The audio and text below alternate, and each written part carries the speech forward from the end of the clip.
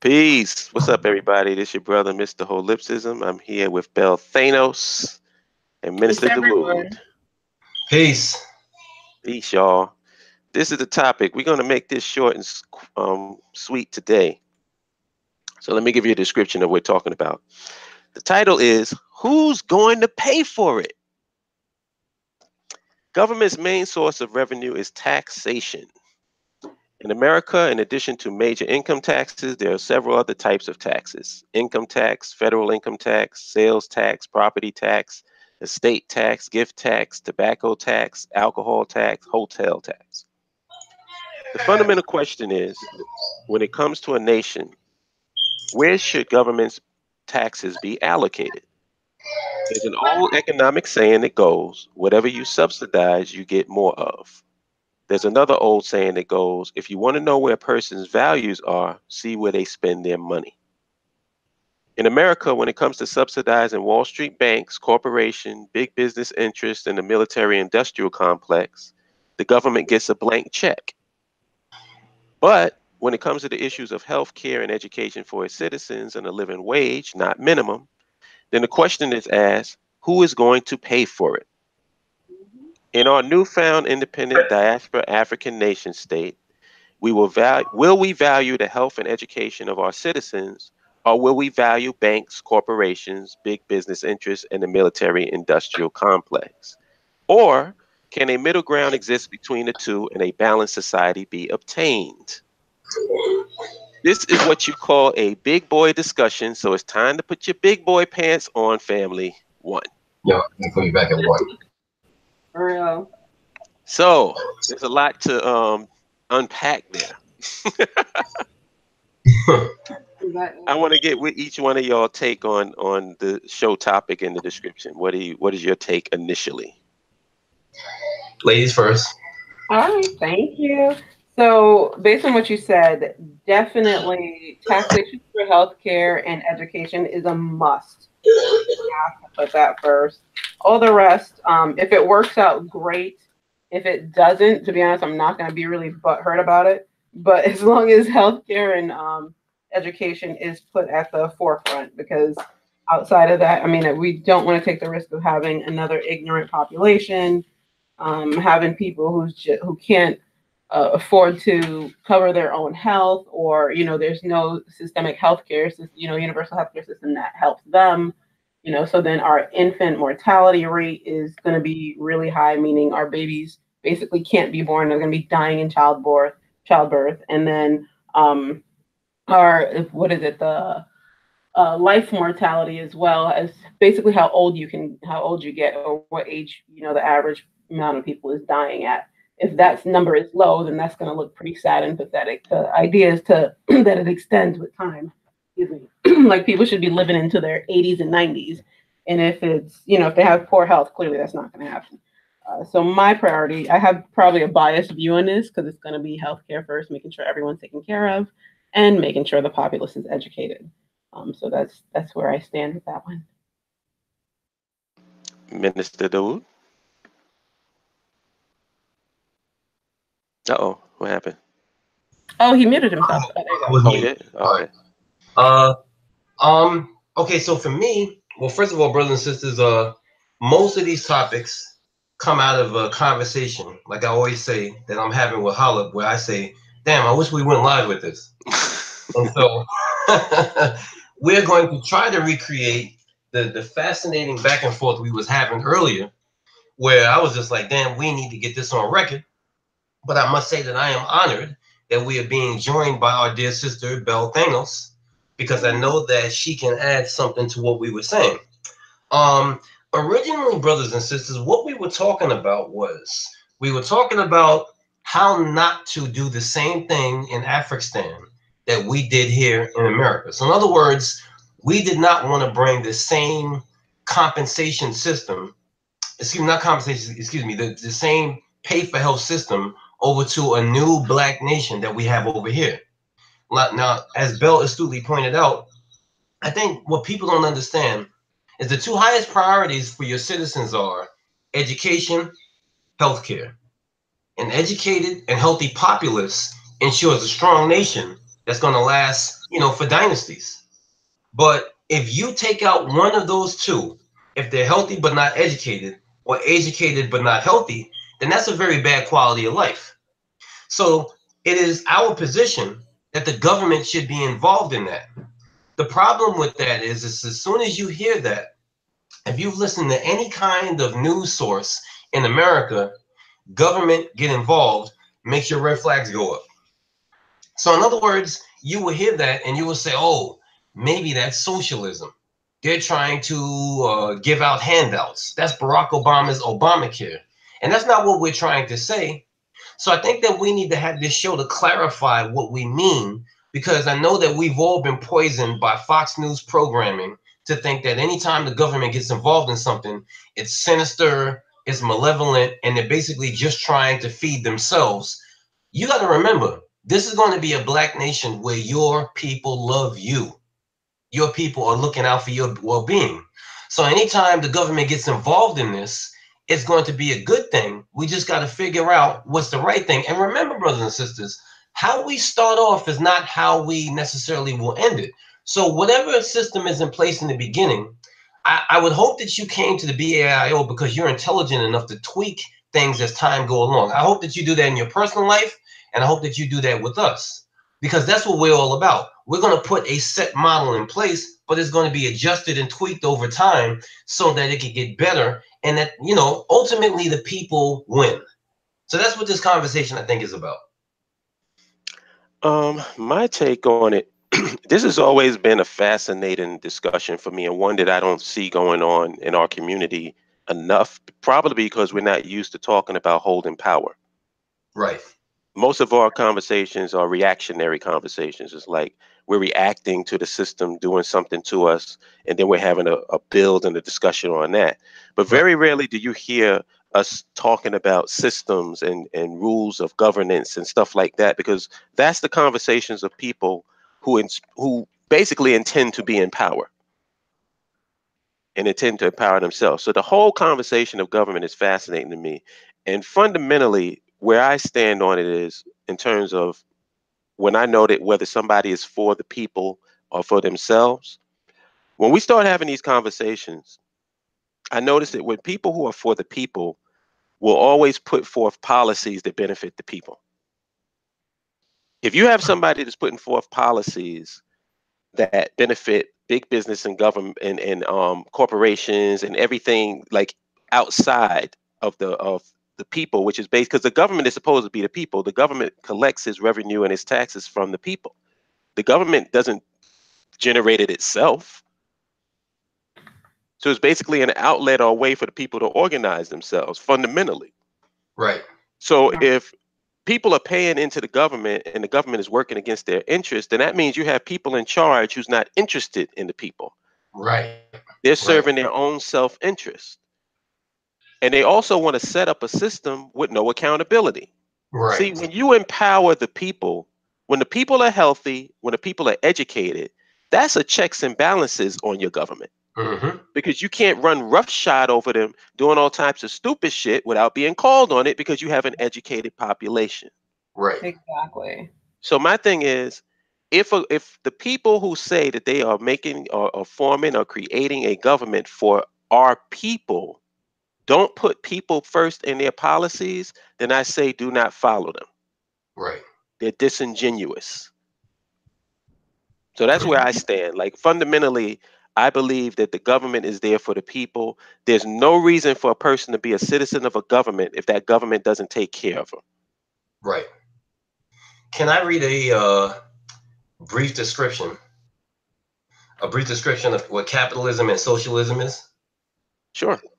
All right. So according to Wikipedia, capitalism is an economic system based on private ownership of the means of production and their operation for profit. Characteristics central to capitalism include private property, capital accumulation, wage labor, voluntary exchange, a price system, and competitive markets. In the capitalist market economy, decision making and investment are determined by the owner of wealth, property or production ability in the financial and capital markets, whereas prices and the distribution of goods and services are mainly determined by competition in goods and service markets. Now, there's a little bit more there, but I want to switch to what socialism is. Socialism is a range of economic and social systems characterized by social ownership and workers' self-management of the means of production, as well as the political theories and movements associated with them. Social ownership may refer to forms of public, collective, or cooperative ownership, or to citizen ownership of equity. There are many varieties of socialism, and there is no single definition encapsulating all of them, though social ownership is the common element shared in it by its various forms. So I want to say this and get your thoughts on it. I remember years ago when Hugo Chavez was giving the middle finger to America, and the Republicans came on air and they said, well, he socialized the oil system there. So when you fact check that, you find out that the oil system was not socialized, but nationalized back in 1974. So if this is true, and it is true, then we know that many people who have used government to benefit the people actually will use propaganda to stop you from doing that. Mm-hmm. And the system that we are trying to come up with in Afghanistan is not socialism. We want y'all to know that. It's not necessarily capitalism, but it will be a situation or a system put together by the brightest minds that we can put together. And you know that because we speak like this and have these shows, that we are now attracting doctors, lawyers, engineers to the BAIO. So we are not lacking in the intelligence department here. And you have to get out of your mind that any system has to have an element or just basically be limited to one of these two. I myself like certain parts of capitalism. I myself like certain parts of socialism. But one thing that I agree with Holip on is that we cannot leave healthcare and education to the vices of just the people. It has to be controlled by the government. However, and this is where the conversation began to get interesting. What I said was there has to, in all things, be an incentive, because if everybody gets paid the same, it doesn't matter how smart we are, we're going to have a mediocre healthcare system. Now, why do I say that? I say that because smart, driven people are always going to rise to the top, and lazy or mediocre people are always going to be in the middle or the bottom. What is the incentive to be smart and driven if everybody gets paid the same and everybody gets treated the same? And so Holip had his take on this, and I'm not going to jump in on it and reveal it. I'm excited to hear exactly how he's going to put it again. But before we go back and forth with this, Bill, did you have something to add? No. Keep going. Okay, so Holip, you chimed in when I said that, and you said what? What I said was what I challenged was the whole premise that and let me see how I can word this. I'm trying to remember what I said to you exactly. That issue would be sort of like a non-issue dependent upon how the government allocates its funds. Right. Right now, we don't have a system where education and healthcare is the priority. So of course, teachers aren't going to be paid. Right. But would it be the same in a system where education and healthcare is a priority? Right. You know what I'm saying? So Right. like I was just challenging the presupposition that it's just a given that teachers ain't going to get money. I don't believe that. I believe that that's determined upon the society.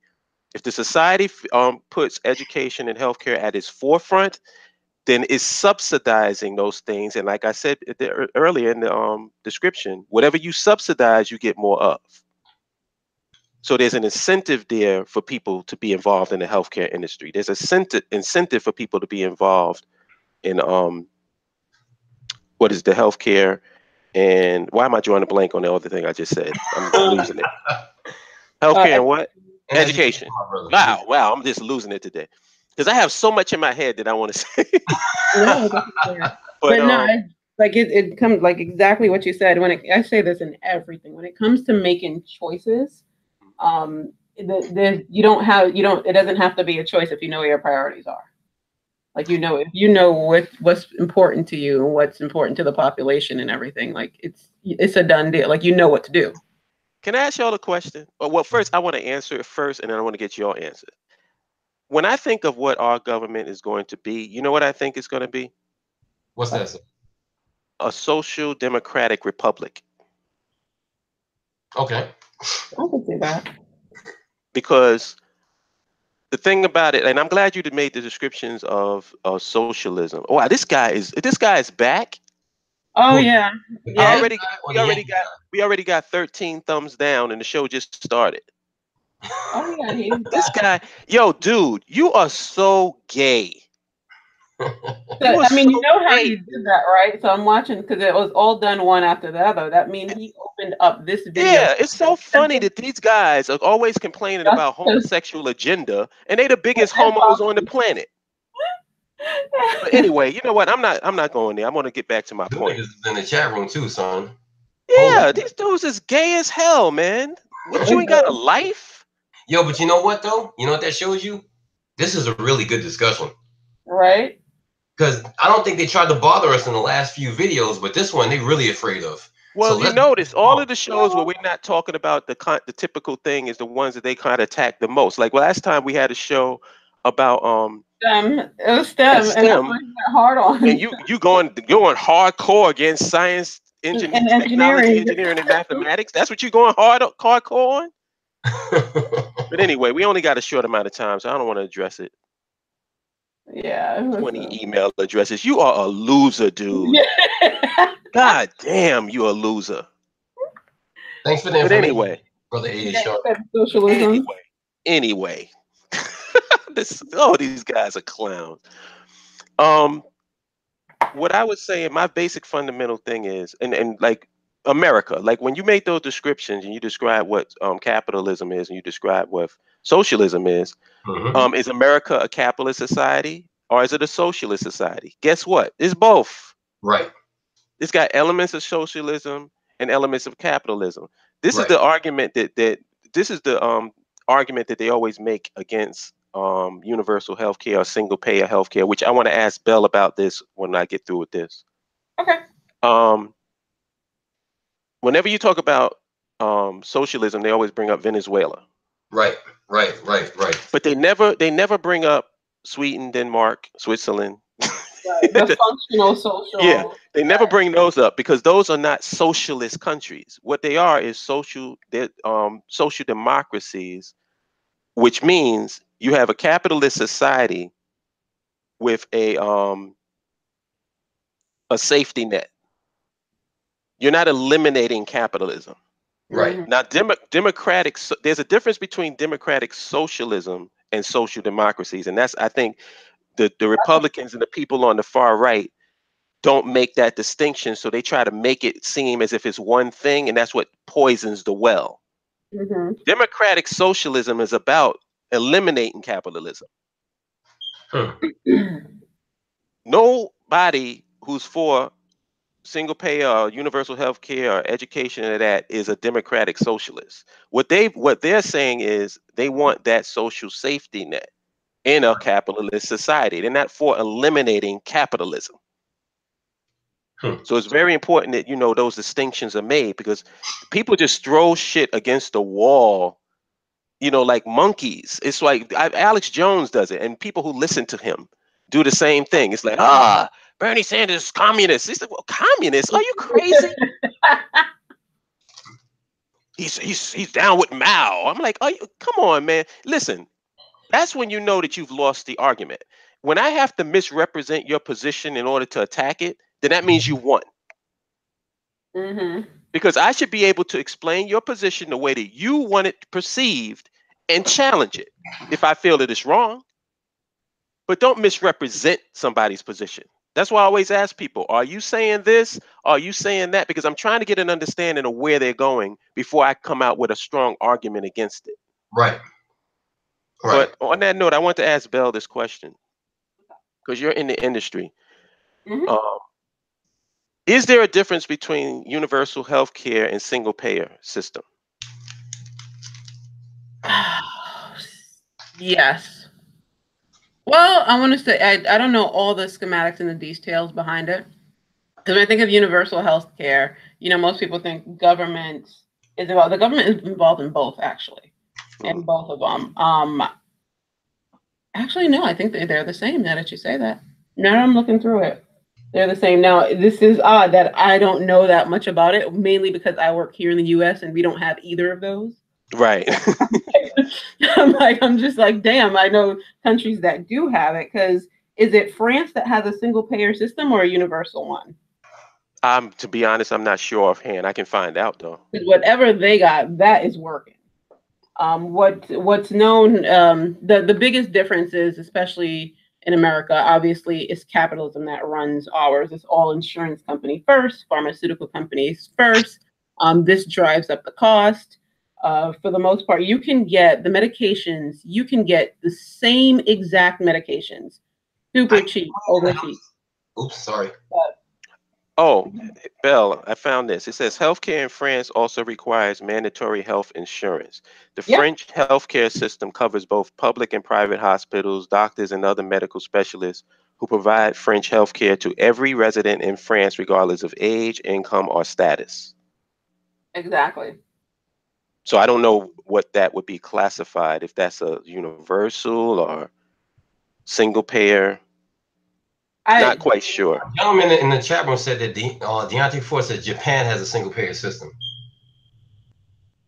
I have to look at their system. I'm Japan. sure they do, because everywhere else it has it. Now the question is, whether how well it works. I know in some places universal healthcare does not work that well, like in the UK. Like it's really, you still have massive shortage of doctors. You still have ridiculous wait times. I want to That's say the reason why I asked that question, because right. I don't think all universal healthcare systems are built are the same animal. No, It no, seems not at like all. every country has a version of a single payer Exactly. system. Exactly. Every country has a version of their own universal healthcare system. So right now, it's so far it's okay in Canada, but then I've spoken to some Canadian doctors, and they just like, this is not working. Like it's ridiculous, and then they get paid nearly dust.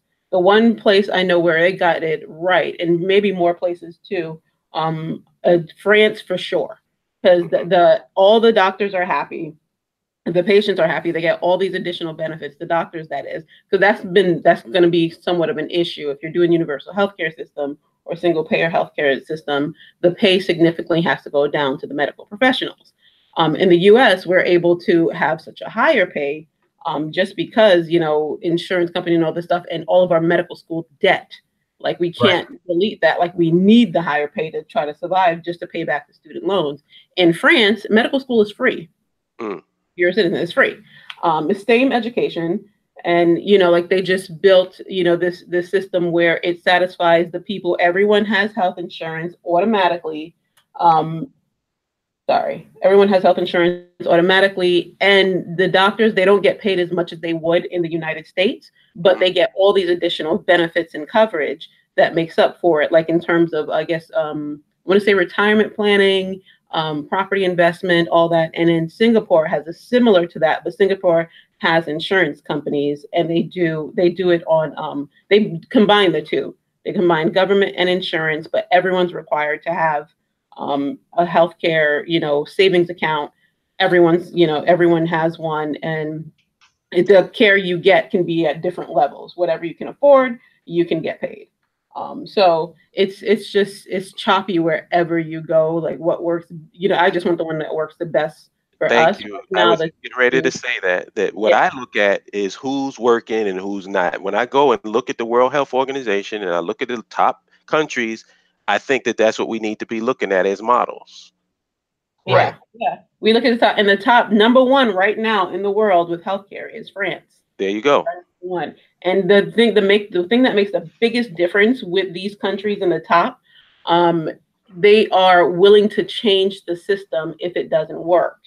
Like Right. even Singapore is willing to make adjustments and changes to the system if it doesn't work for the people, or if it doesn't, work even, monetarily for the government. There's always up for change and votes and all of that. In the U.S., that is not the case. We know it doesn't work, and nobody wants to change it. It's all, lobbyists. Like farm the pharmacy thing is a just a heartbreaking. Like if I have a patient who needs treatment for like hepatitis C, In the United States, to get that's 3 months treatment for that particular disease, especially if it's the newest medication. In the United States, that medication costs $27,000 a month. They have to take this Fuck out every of day. here. You can get the same medication in Thailand for $800 for all 3 months. See, that right there lets me know if you cannot argue for this system. Yeah. There's no way in hell you should be able to argue, because what that means is you've introduced a profit motive into a system. Let me ask you a question. Let me ask you a question, Belle. You seem to me to be the type of person that is involved in your industry because you love it. Yes. I would venture to say that most people who are nurses and doctors really want to help people. They do initially, yes, and then they become jaded, and it's just right. like. I wonder why. Exactly. It's just. I wonder why. Well, yo, there's things I want to ask though. Right. Go ahead. My first thing is, and I think my place on this particular panel, I come from the skilled practitioner trying to make a living. Mm-hmm. So I can see where certain people who, okay, so you went to medical school and you said screw that. And I think I mentioned this on another show, but my oldest daughter has scoliosis, which is kind of condition where like your body skeleton kind of turns and stuff like that. Yep, in the upper spine, correct. Right. So she had to there was, the first thing you go to the cracker, he gonna be like, oh, you need surgery. You know what I'm saying? Right. So, who you go to, yeah. And so she found another doctor, and this doctor was a monster. Like he had articles he wrote, he had a house up in the rich area here called Saratoga, and then he had an office down in New York City. The house, you know how people are when they get money, they got a house up here just to be coming up here. So anyway, make a long story short, the thing is that this guy had proven methods of reversing scoliosis with basic physical treatments without surgery.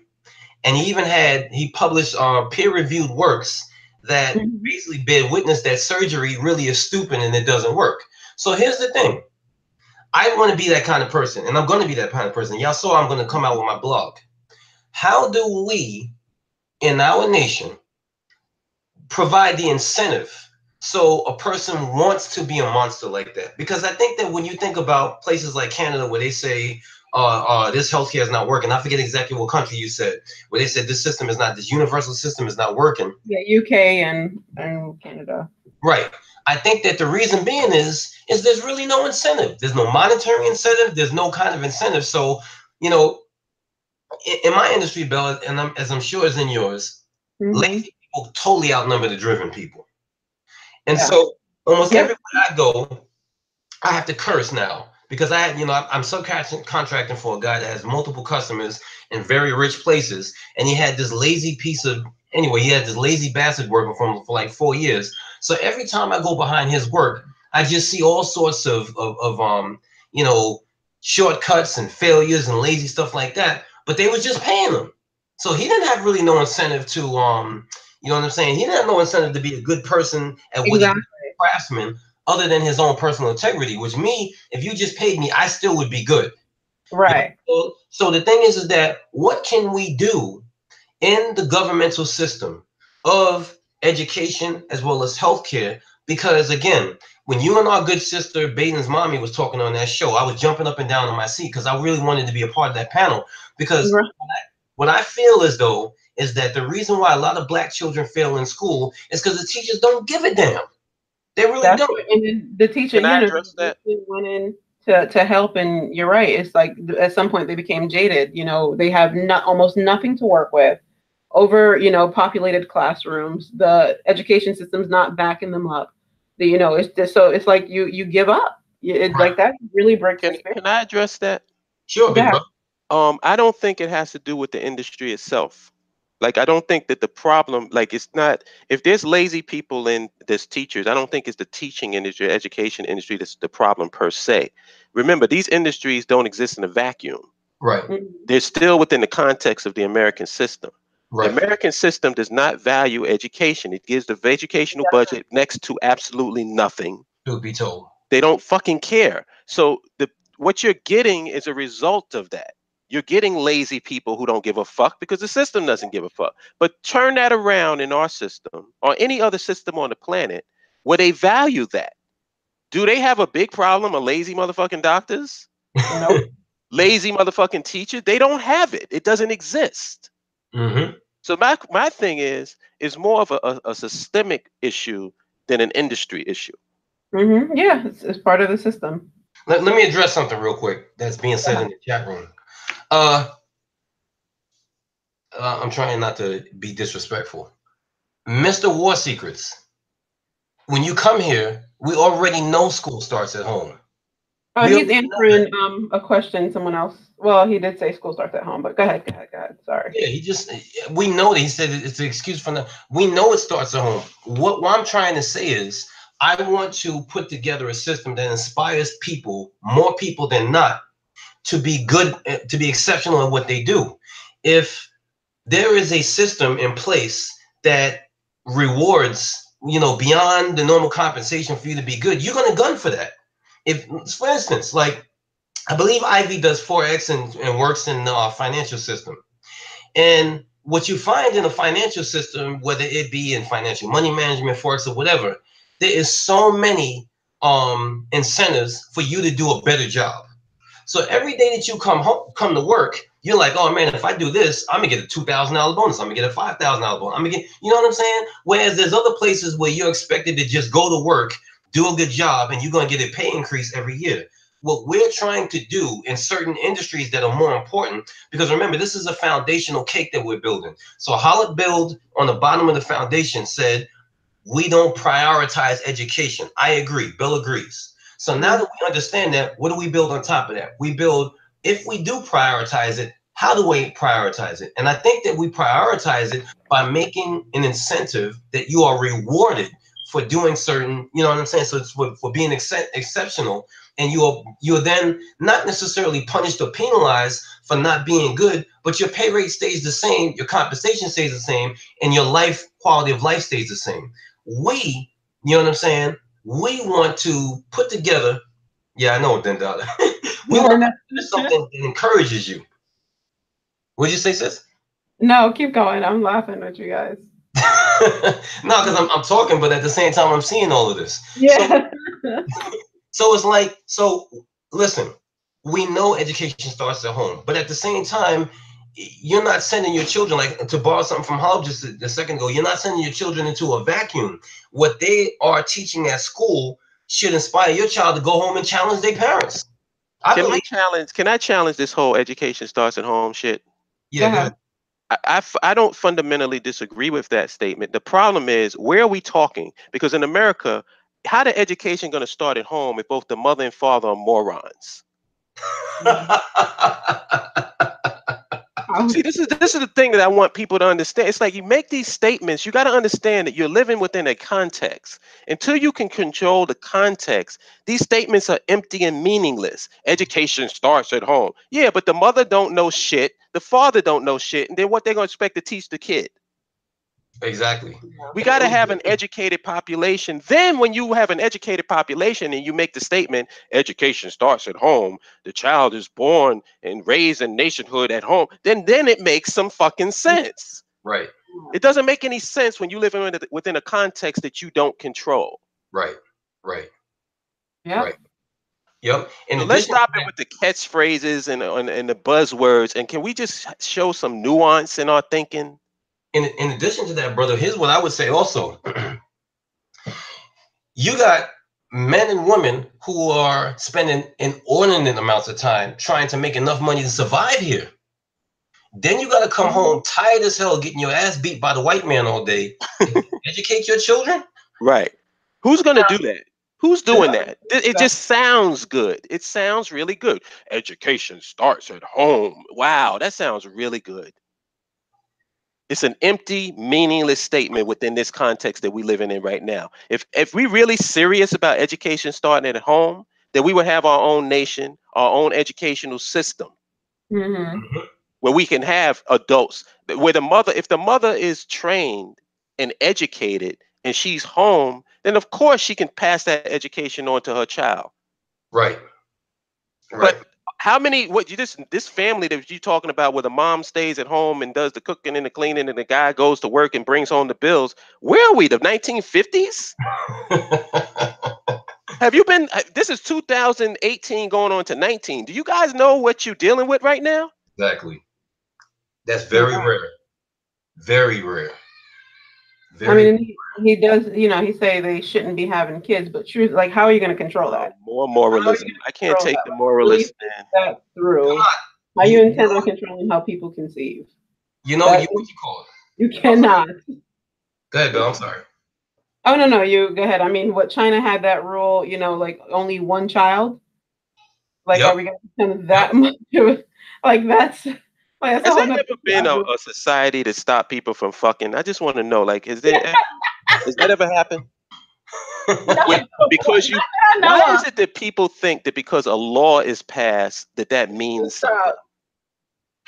Yo, you know they're gonna clip this and they're gonna say, see? Yeah, well, clip away. Because I really want to know. Like, some people just seem to have it in their mind that if you want something to be eliminated, you create a law.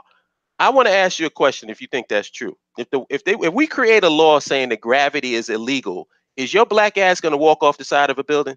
Yo, he's trolling now. Let's get back on the subject. Yeah. Because if you Well, read yeah. So now the black church is responsible for teaching them. Oh gosh, listen. If it comes down to me, depending on the black church, I failed. I feel a snap coming.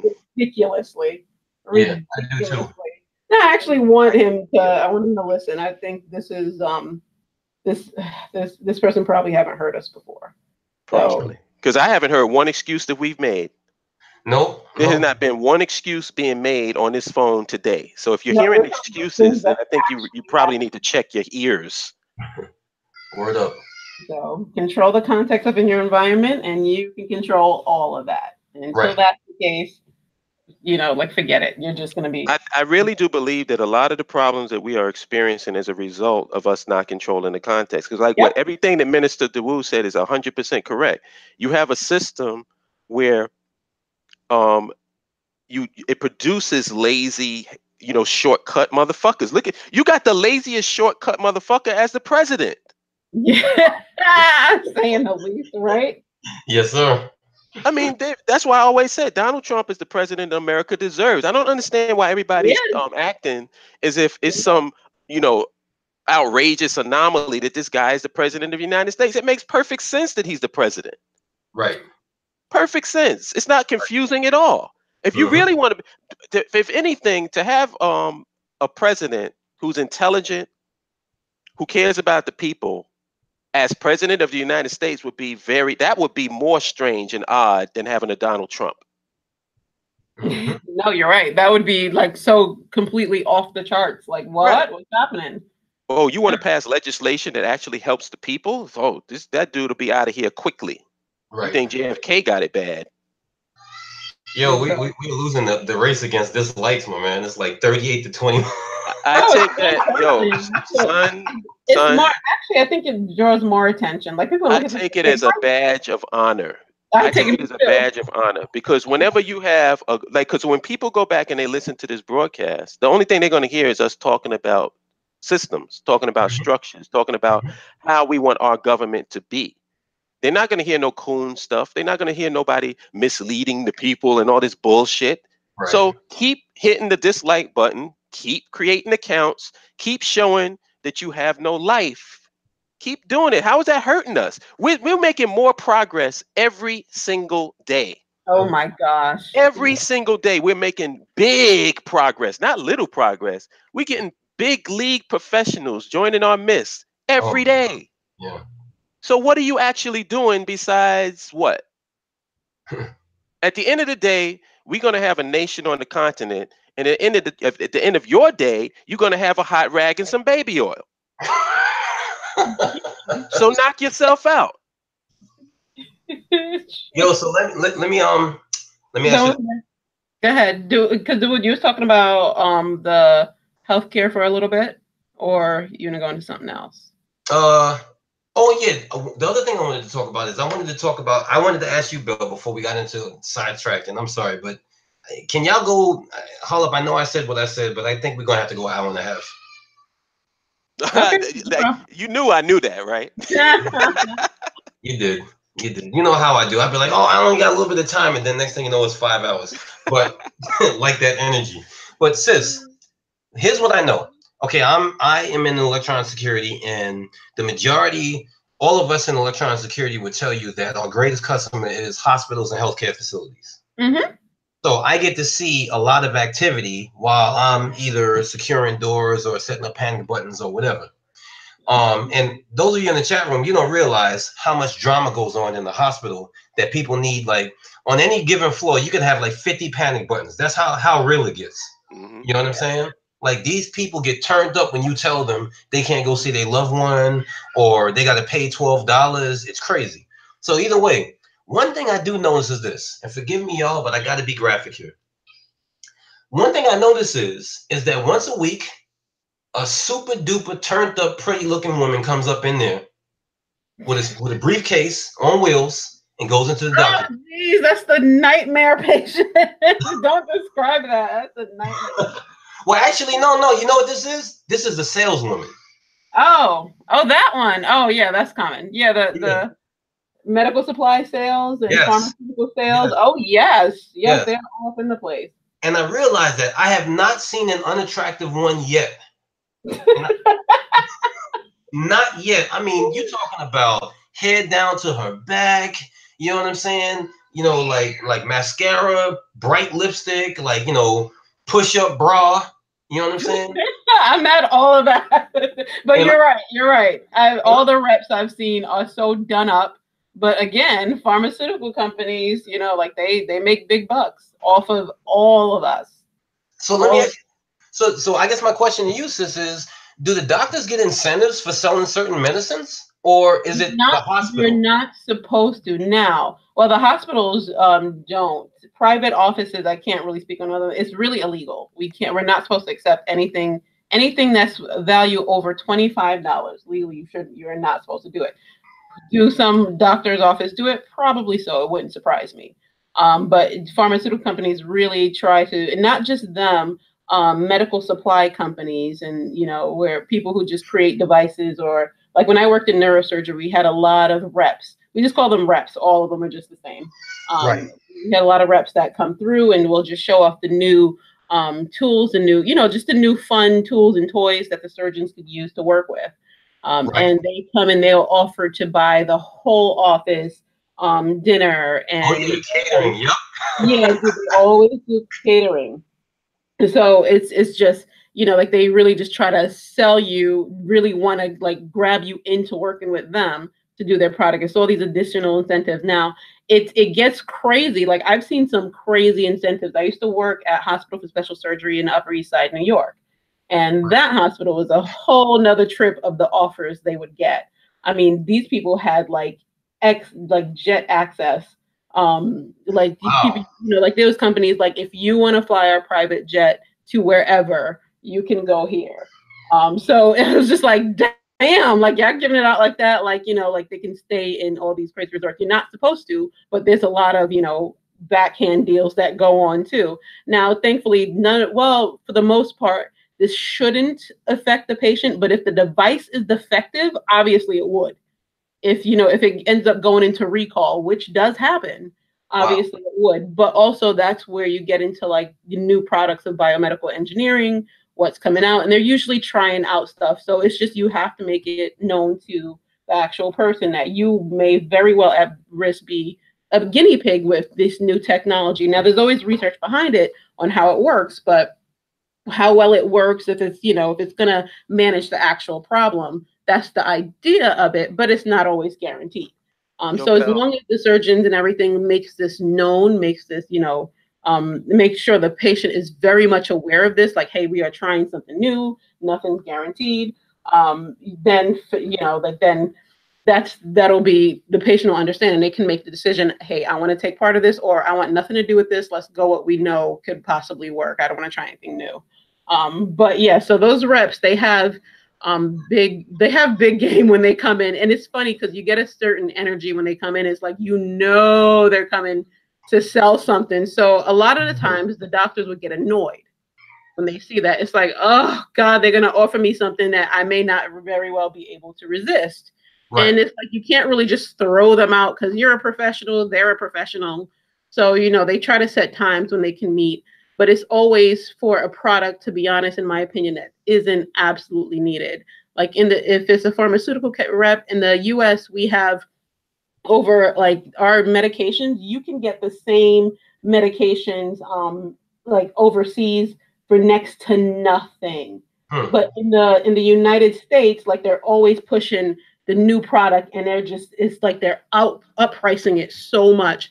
Like besides the Hep C medication being $27,000 a month, that's ridiculous. Like you would lose your house if you had that condition.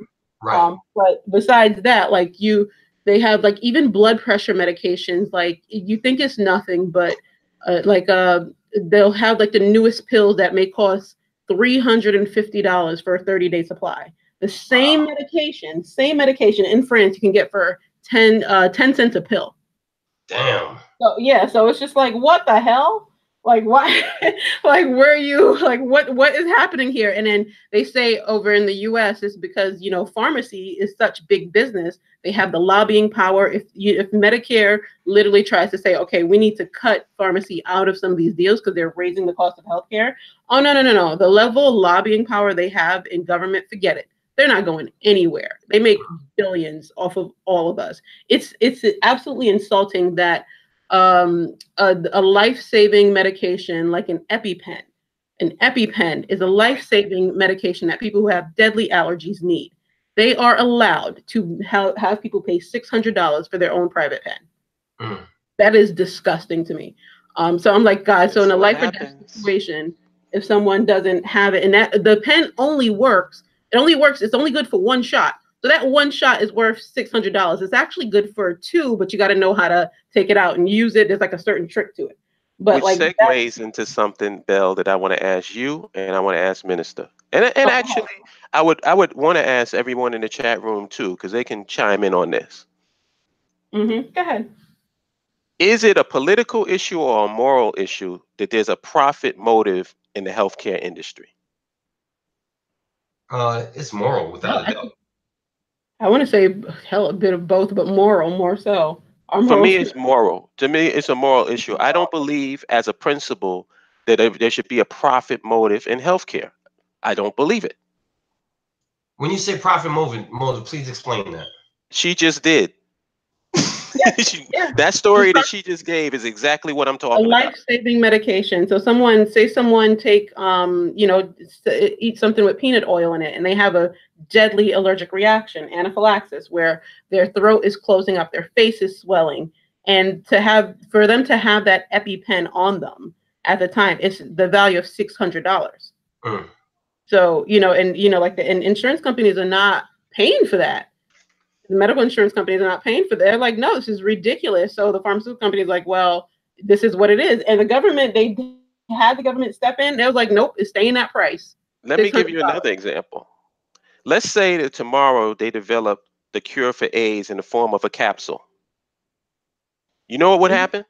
Now, in a functional society where healthcare, there was no profit motive in healthcare, what they would do is they would make sure that it was tested and make sure that it was up to speed, and they would produce it to the people so that the people can be cured of their diseases. In a society like America, where there's a profit motive, there would probably be a good 2 to 3 year gap, because they got to figure out, how do we make money off of this first before we release it to the public? Yep. Right. That's what I'm talking about. When you put a profit motive in the healthcare industry, it's a negative incentive. And it doesn't become about, when you go to a doctor, and you tell me if I'm wrong on this, you are your health insurance. Yep. That's what you are. You're not a person. You're not Minister DeWood, Bell. You're whatever your insurance can pay for, that's what you are. So everybody talks about wait times, and this is another thing I want to address. Like, I hear the right wing, oh, well, you got to wait. You got to wait. Well, guess what? You got to wait in America. But guess what the wait is based on? The wait is not based on need. The wait is based on your wallet. If you have a big enough wallet, you don't wait. If you don't, then you do. So then what's the difference? And it's a heartbreaking decision I have to make when someone asks me for all the options, and I literally have to give it to them in the range of, okay, this is the price, the cheapest, this is the most expensive. This is disgusting. It's Yeah. just, I'm like, this is sad. I literally have to sell you a So treatment plan. that's what I mean, Minister. Like when you put that in the healthcare industry, that's what all of this stuff that's going on now is what you're gonna get, because people is more concerned about making money than they are about helping people. Yep. Right. Right. And No, no. Vic Shepherd, you're right. I've totally underplayed that. He said try 7 to 10 years, if not more, and he's right. Yeah. It's really disgusting, and you know, and they compared it to other healthcare systems in other countries, and they're like, the difference is they have less options for medications, but the medications do the same thing. It's like you still get the same result. It still cures the treatment, but they don't focus on pharmacy. Like their pharmaceutical industries don't have lobbying power in government, don't have, you know, ways of pushing more products to force people to sell more things, because really with all the new pharmaceutical products, all it is the perfect example is that commercial that you guys probably seen. I think is it Geico, with Boyz II Men singing at the pharmacy counter to that white woman telling her all the side effects of the medication, and I she's just think like so. ill, like she got that look on her face like, oh hell no, I don't want this.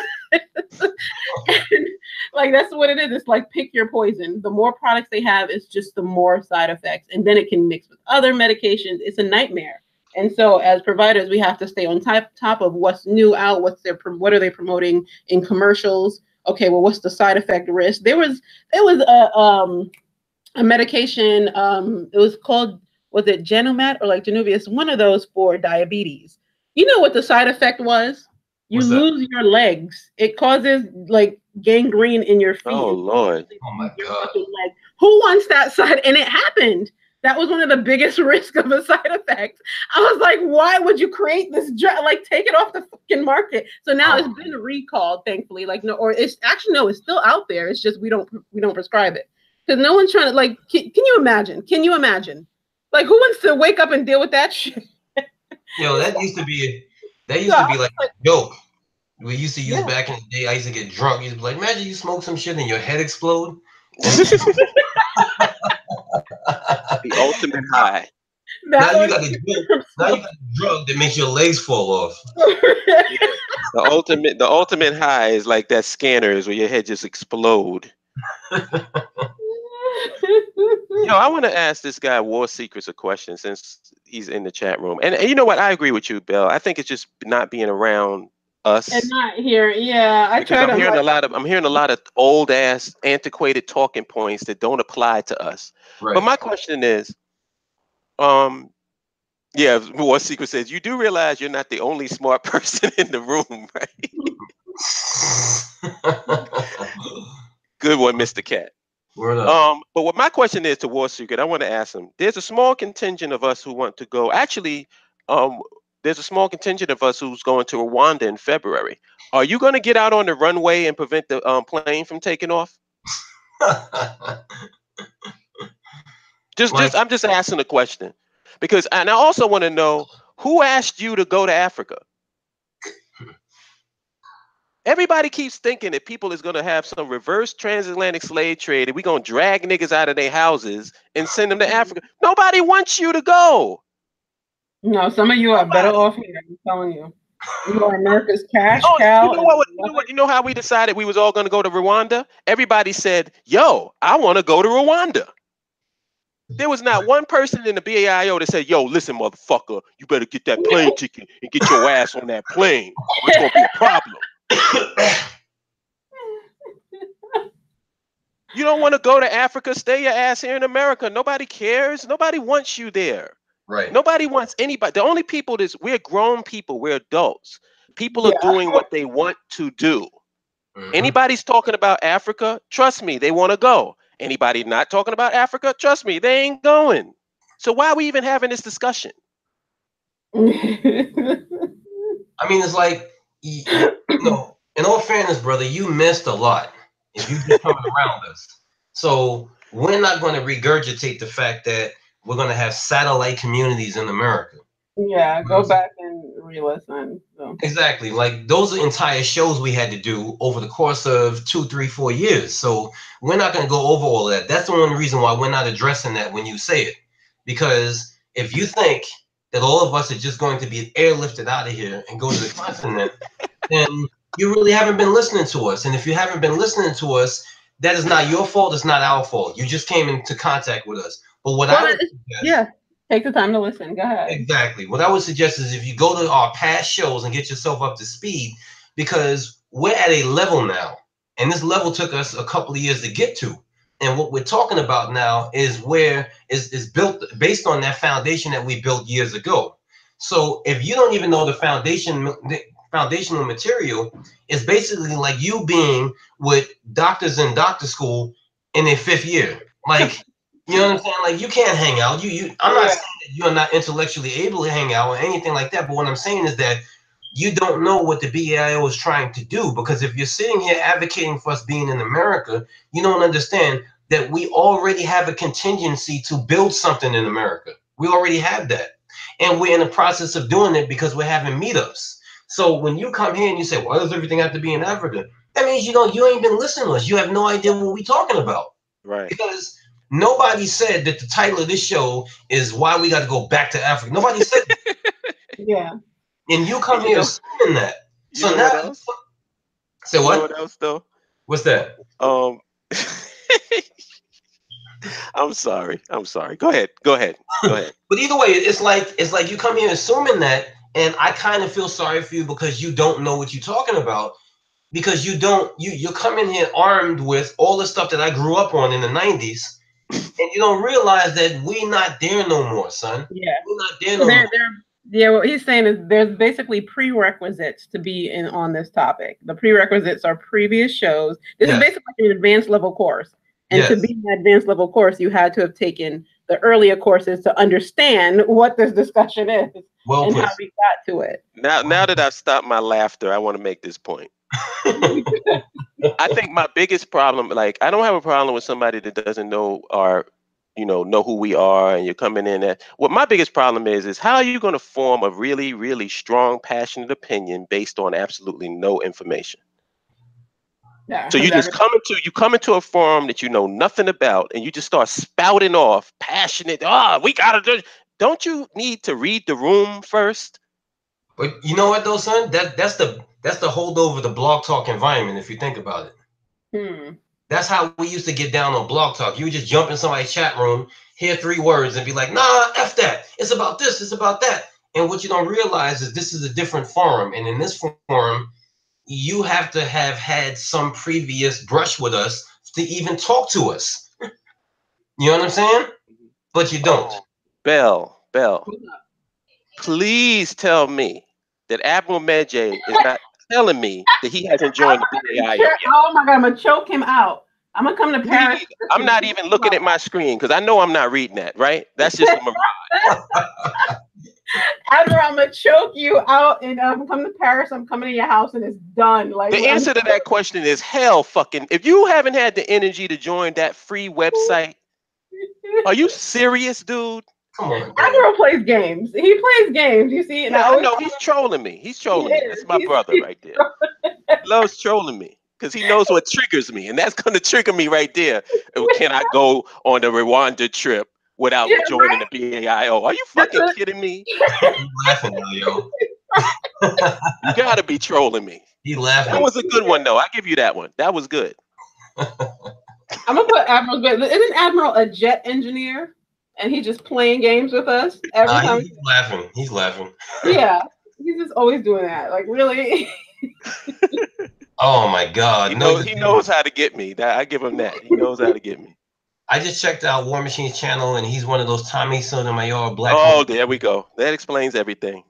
Thank you, Isaac. What the hell did he come to us for? He was bored. He's like, damn, it's a Sunday. Let me see where I can go. Well, he got to report back to Tommy anyway. So, but you know what the genius said? Tommy ain't my mother. No, never mind. So yeah, let's get back on the jack here. So what I want to ask y'all again is, and so Bella, I'm terribly sorry, but I just got to ask you this one question. Yeah, sure, go ahead. So essentially, doctors don't get any kickbacks from selling certain medicine.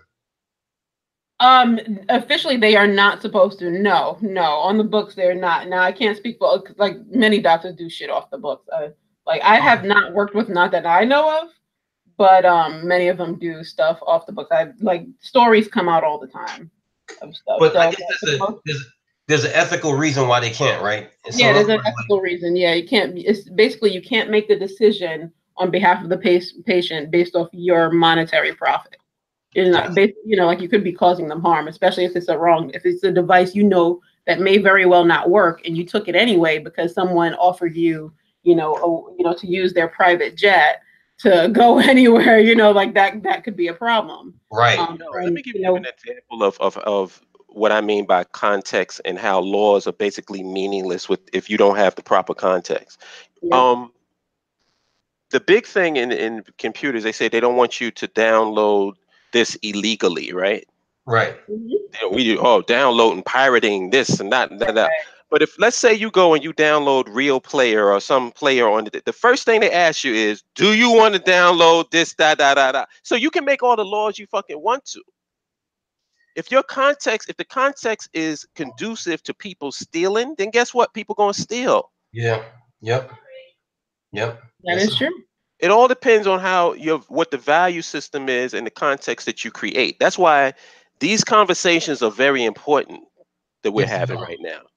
Because these are, and this, I'm not being hyperbolic when I say this, these kind of conversations help prevent civil wars. Exactly. You prevent all of this when you start, like, hashing out the details now. So everyone, when it comes down to really putting it in place, putting it in force, like, everyone knows what the deal is, and you can avoid all kinds of drama and craziness. Right. And, and I'm talking about extreme drama, because, like, you can eliminate a lot of the potential problems in the beginning, because when you have a really strong foundational principles, then a lot of those will be eliminated just off the bat. Now, there's certain conversations, and I want people to understand something when it comes to me and Kala, because people might think we have beef with each other. No, we don't. Me and Kala go at it with each other because he's coming from a more right-wing authoritarian perspective of nationhood, and I'm coming from more of a left libertarian, so to speak, aspect of nationalism. It doesn't mean that I'm right and he's wrong. It just means that that's the two perspectives. There's two different ways you can go. There's many different ways you can go. Right. Because, like, when you see that test, that political test, like, you can see where you lean on the spectrum. And I think it's pretty accurate. Right. It is, yeah. Yeah, I think it's pretty accurate. And then you have me, I'm in the middle. Yeah, you're going to have that. Because I think that it's a constant thing. Like, when the way that I look at government and the way I look at what type of government and what we should use for this and that, to me, I think it's dependent upon what's actually happening at the time. Right. Like, it's just like being for somebody in STEM, or somebody that's a electrician or a plumber or whatever. They will understand what I mean when I say this, that you don't know what tool you're going to use until you see the job. Right. And I believe government should be the same way. It's like, we don't know. Like, take, for instance, I'll give you it as an example. Like, people say that Paul Kagame is a benevolent dictator. Right. I believe that particular style and form of governance is what they needed. Yep. Because would they be where they are? I believe that's what got them to the point that they're at right now. So his style was based on the circumstances. Yeah. Does that mean that it's always going to be that way? That means that you need a dictator 24 now all of a sudden that's your permanent form of government? No. Right. Because that becomes problematic down the line. Right. Well, and the thing is that I talked about this before with my concept of the three branches of Black Power being Revolution, Reconstruction, and Renaissance. Right. If you stay in the revolutionary stage throughout your whole governmental experience or national experience, that's bound to destroy the very thing that you fought for. So in other words, if you raise a group of people and you are tired of what's going on and you kind of overthrow the system, you do that. and the people around you is super duper turned up, Sarah suit and steady kind of people who was always talking about kill whitey, blah, blah, blah, blah, blah. When there's no more whites to kill, or whatever it is that you're planning to do, not saying that that's what we planning to do, but I'm just talking about the average person's concept of revolution. The next step is reconstruction. So if you don't have the mind state to shift from revolution to reconstruction, then you're still going to have people looking around for somebody to fight. Right. And you're going to have people looking around for something to destroy. And they don't know. It's like my father always says this. He says there's certain branches, and I won't get into it because I know I'm going to get huge pushback from the chat room. But my father is an ex-Navy submariner. And every branch of the military, if you let them tell it, has a bias against the other branches. You know what I'm saying? Yeah, actually, yeah. So that, you're right. Lord have mercy. You know what I'm saying? We have this in the Nation of Islam too, in some degree, where even though people don't talk about it, like a lot of times ministers don't like captains and captains don't like ministers. But either way, what happens is that there are certain branches of the military, it's inarguable, that teach you skills that are conducive to reconstruction. And then there's some branches of the military, it's basically kill and be killed. So when you come back to society, you are not prepared to move, to basically assimilate back into society because you didn't learn nothing to assimilate into society. All you know is how to break a dude's neck in 5 seconds, and that's it. You know what I'm saying? So once you move to reconstruction, if you have the right people for reconstruction and you do it, there's only but so much reconstruction you can do. Then there's Renaissance. And Renaissance is when ideas are able to be promoted, innovations are able to be promoted, there's growth, there's intellectual growth, there's spiritual growth, there's emotional growth, things like that. This is what I'd like to see go on in our nation. I'd like to see revolution, but I'd also like to see Renaissance. Because if we, per se, like, for instance, everybody is jealous of what's going on in Silicon Valley because it's a place where a lot of big ideas are coming out of. But me and Holip was having a discussion one day. It was strictly a hip-hop discussion. So what? The startups, Silicon Valley is like the land of all the new business startups and all that. Exactly. And the thing is, sis, you have to agree that there's a certain level of innovative thought that's coming out of there because there's so many great minds close together. And me and Holip was having a discussion one day about a certain rapper, and I was like, yo, how come it's a Wu-Tang rapper, as a matter of fact. I said, how come he sounds so nice on all these tracks, but when he has his own album, he's garbage? And Holip said to me, he said, brother, when you're in the studio with your boys, you go to 5 to 6 different levels. But when you by yourself, if you're not a self-starter or ambitious like that, then it's not really possible. And that kind of changed my thoughts because there's certain rappers that I've known that had a good album when Wu-Tang was great. And then when they kind of split up, the quality is terrible. And so therefore, in Renaissance, that's what is promoted. It's like you bring together a group of people in a peaceful environment, and they're able to, basically, the sky's the limit for what they're able to come up with. But if you're always in war state, for instance, I'm a military historian to some degree. Like, I'm not like, some of these people that write books or whatever, but I go to the library and get lost in the military section in the bookstores. And basically, what they talked about was the Cold War and why America won the Cold War. And one of the reasons why America won the Cold War is because Russia was all in ready for that fight. So they devoted all their energy, resources, and people towards the day where there would be a showdown between America and Russia.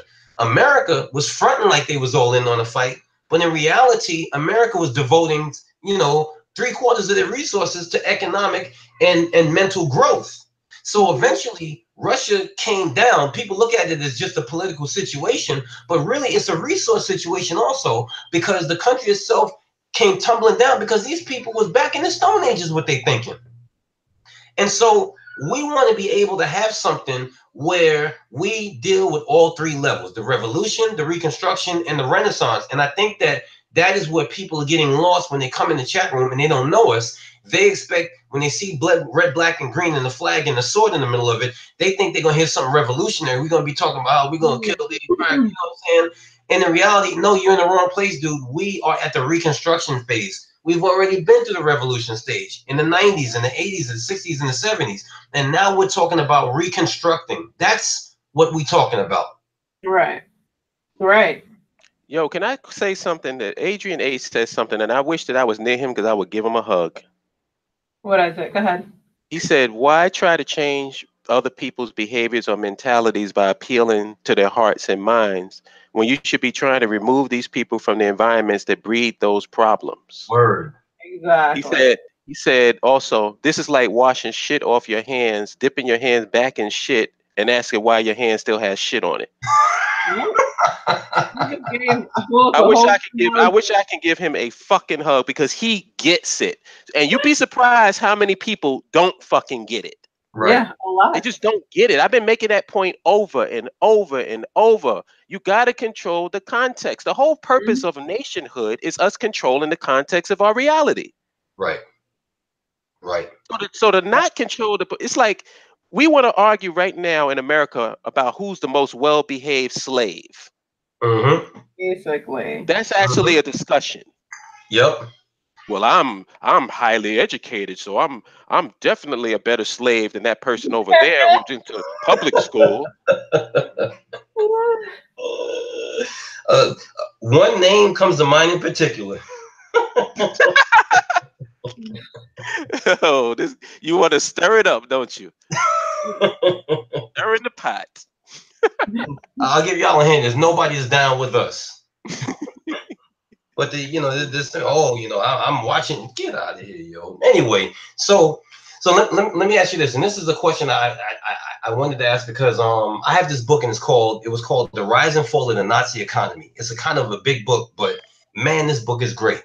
And what it talks about is how, because we look at the war as far as the war between Germany and everybody goddamn else as just one conflict, and we look at the innovations as far as like tank warfare, which is fascinating in and of itself.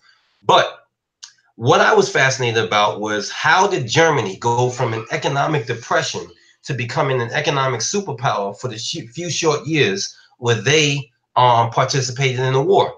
And one of the things they talked about is Hitler demanded that every state within the nation give what's called state investments. Mm-hmm. State investments put people back to work because those states investing that money, Hitler would then direct that towards infrastructure projects.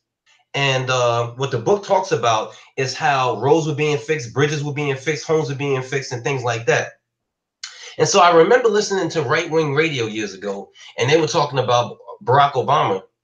They were criticizing him for the very same thing because they were saying like, oh, this guy is a socialist because he's putting a lot of money into infrastructure and stuff like that. And I couldn't believe what I was hearing. I really couldn't. I'm saying, okay, so you guys think that we shouldn't? Well, you think I was that we gonna should say, go? how is that a bad thing? Since Right. when is that a bad Because these people have totally taken over. The country is not for the people. The country is for oligarchs. That's what the Right. country is for. It's for big business.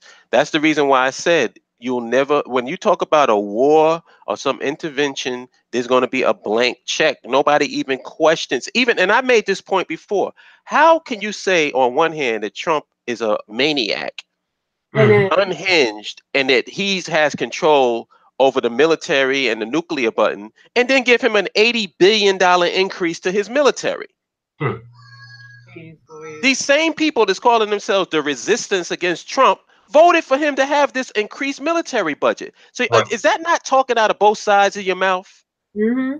That just goes to show you that these people, it's all a fucking game. It's political theater. These guys are in the same boat together because in their minds, it's only two types of people in this country: people that have something and people that ain't got shit. Mm-hmm. Yep. And what they're trying to do is make the laws and go and put everything so that they don't have to pay anything, and basically make the working class people pay for everything. Hmm. Yep. And Anybody ever heard of the French Revolution? There's a reason why the French have the best healthcare in the world. yeah, yeah. There was a French Revolution. A Yep. lot of people, a lot of leaders got their head on a fucking guillotine. Yep. Even the creator of the guillotine at the end, his head was on the last head there. Big Collar in the house. Peace. You know what I'm saying? So it's like these people obviously don't read history. They don't know that you can be pulled out of your ivory tower very quickly. Word. You can be pulled out of that ivory tower. I remember when they showed Gaddafi had an elite guard. He had these females, protection and all this stuff. And the next thing I know, he was on the back of a truck getting hit by old ladies. Yep. Within 2 months of those articles too, brother. Yeah. Getting hit by old ladies and with rocks and shit. Like, how do you go from that to that? Because it just showed you it's very easy for you to get pulled out of that ivory tower. So I really don't understand, like, a rich person. If I'm a Jeff Bezos, I would be so paranoid right now. Right. You worth $100 billion. You got people out here who can't even afford to live when they work 40 hours a week. Oh my God! And did you see some of those articles about what it's like to work at Amazon, bro? Yes. Oh, you know what? That's a nice segue, because this is an issue me and Minister DeWood have gone back and forth on. I want to know what your take is on it now. What's up? Living wage versus minimum wage. What's my take? Well, I haven't. No, go first, because I haven't looked at this enough. Details. Go into it a little bit more. Well, okay. So, in my estimation, let me be very careful on what I say. In my estimation, yes, you should have a living wage, but the current financial system as it constitutes does not really facilitate a situation where you can have a living wage. So in other words, the way the market is now and the way it's constructed is not constructed for you to ever have a minimum wage. I mean, a living wage. It's constructed for people to be poor and people to be rich. I agree with that. Yeah. So there will always be an argument as to why you shouldn't pay somebody enough to live. There always will. And in reality, a lot of it will come from those who's making money, because you think about it this way. It's like people will, okay, so here's a dynamic I guess we didn't really talk about. Me and my dad was having this fascinating conversation last night while I was somewhere. And he was saying to me, he said, look, he said, you on Facebook talking about all that you do and stuff like that. He said, you got to stop that. I said, why is that, Dad? He said, because eventually somebody will see what you're doing and they will try to do the same thing. He said, you know how they're going to beat you? I said, how? He said, they're going to drop the price to the point where you can't make any more money. And I thought about that. Now you see in the chat room, you tell me if what my dad said is incorrect. And I thought about that. Yeah. And I said to myself, I said, this is true, because, okay, remember now, what I said in the chat room at Bell's show yesterday, there's this new alarm system they call Simply Safe. And I think you could get Simply Safe for like $120 or something like that. So here it is. Now you do what I went to school for, you know how to do, because you paid $100. So you can go around your house and slap transmitters everywhere and motion detectors and hook it up to the central station. And now you got an alarm system. The problem is when somebody comes in and knocks you upside your head, who are you going to sue? You're not going to sue Simply Safe because they make you sign a disclaimer. So you have essentially bought something that is dumbed down or totally slashed the price of my industry. Do you know how much money my dad used to get for putting an alarm system back in the 1970s? $2,300. In the 70s. Say what? In the 70s. In the 70s, exactly. Wow, that's a lot. I was about to say, geez, that's some good money back then. Yes. Now you're paying $130 for Simply Safe. So I can't even quantify, because I'm not good at math, the percentage that's been slashed. So in this country that we live in, white people have put together a system where you make money by driving to the bottom. It's a race to the bottom. Who can sell what for the cheapest and sell the largest amount of them? How they compensate for the loss of money is they screw the worker and make you go to work every day and put in 6,000 of them to recoup the loss of dropping the price. And so because of that, now you who are trying to recoup the price that they have dropped, you can't possibly make a minimum, a living wage, because they have already taken the profit out of it in order to go for quantity and not quality. Now, there's a few of us in various different industries who we go into business by ourselves and we don't have any employees. So we can charge a greater price, even though it's hard to convince a customer that it's worth it, but we can charge a reasonable price. And if we have somebody helping us, we'll pay them handsomely because we haven't charged the price. That is the only way I think that you can give a living wage, is if you have a business, a corporation, or some proprietorship that charges the right price for that service, and then they can then pay the employee a proper living wage. But if you're working for somebody like an ADT or whatever, people who tell you, hey, I'm coming up in there, I'm gonna throw a transmitter on all your doors in the motion for free. How the hell are you gonna make a minimum wage working for that company? So for me, I do agree with you that you should make a living wage, and the minimum wage should be a living wage. But I just don't think that the system that we have here facilitates that, because everybody's trying to race to the bottom. Well, then we don't have a disagreement then. Yeah, no, I'm like, I feel the same way. I think that it just goes back to what I was saying before. We live in a system where business owners don't share their profits with their workers.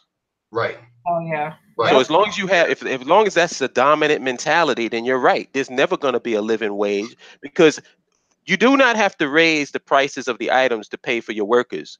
You, the fucking guy who's making $1 billion, 100 billion, this guy makes $100 billion off of Amazon, and you can't pay your workers. Your workers have to be subsidized by the state. You are a piece of shit. Yep.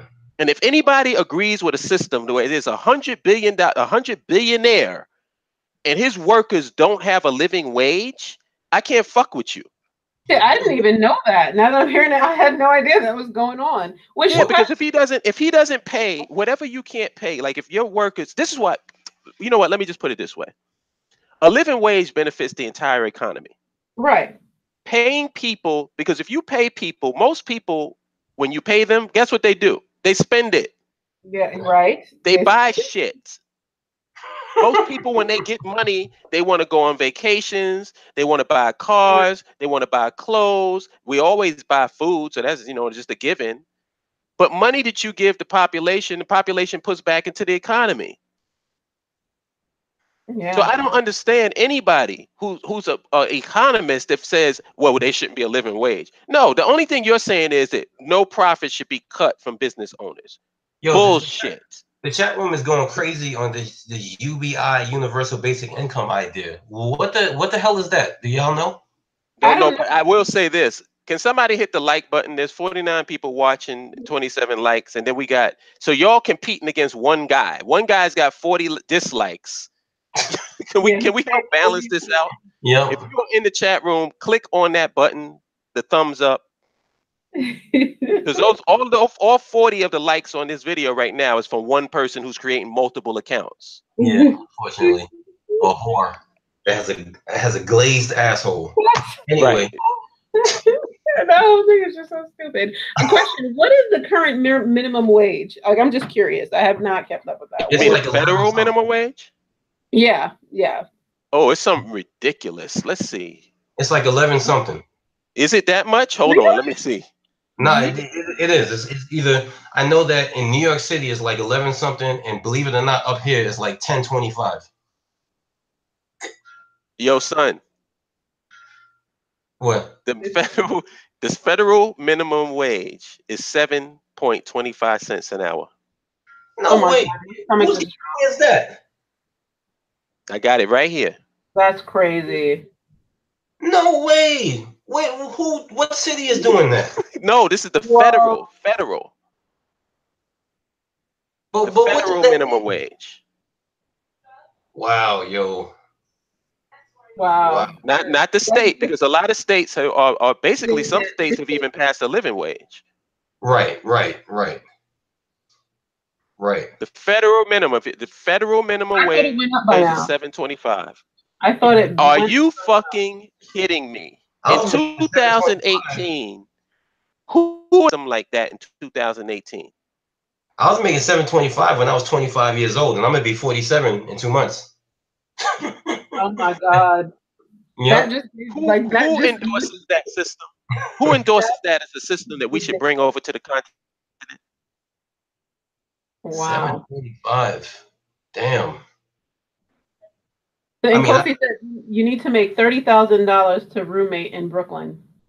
What the hell, man? Like, you need to make 6 figures to live in New York. Honestly. If you're living in New York, you better be making 6 figures. I'll argue that that's not even enough. Because I lived in New York and I was just like, I can't afford to live. The taxes and student loan, like, no, you can't. You still You rent. get no argument from me, sis. Yeah. But I'm just saying to live of the basic lifestyle in New York. Life, yes. You need to make 6 I'm not talking about no luxuries. You better be making 6 figures. The basic lifestyle, yep. You got to make 6 figures in New York to live there. That's why I left and went to Texas. That is absolutely ridiculous, man. Yo, but you know what though? You don't have to make 6 visits to visit. Right. Right.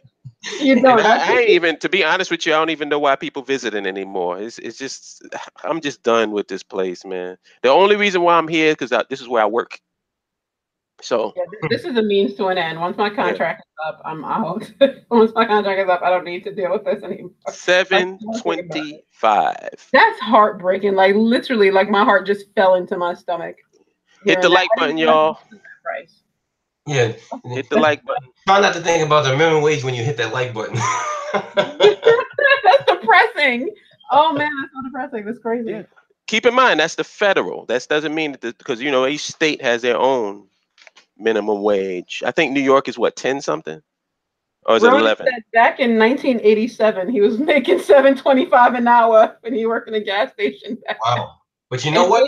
That was probably some good cash, because when back in what? Yeah. Minimum wage back then was like $4 an hour. That's back when we used to go to see like 4 or 5 kung fu pics for $3. Yep. Where if you had $10 in your pocket, you can go to the movies and get something to eat and actually have change left over. Yep. Those days are gone. Totally gone. Before, back in the days, a homeless person would ask you for a penny. Now they ask for dollars. Oh yes, I remember in New York a couple of years ago. I gave one $1. He said, "That's it." I was like, "Well, shit." Yeah. I remember one time we was eating inside this place, and I gave the guy, I think, what was I gave him like some chicken or something. Like we was at some spot. Mm-hmm. And he said, well, I really wanted this. And I'm like, well, I really wanted Red Lobster, but this is where we at.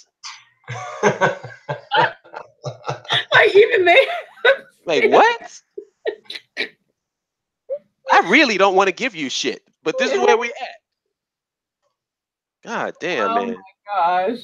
Yo, so I guess let me ask this question before I kirk out. Under what circumstance, let's just say we have a certain industry, right?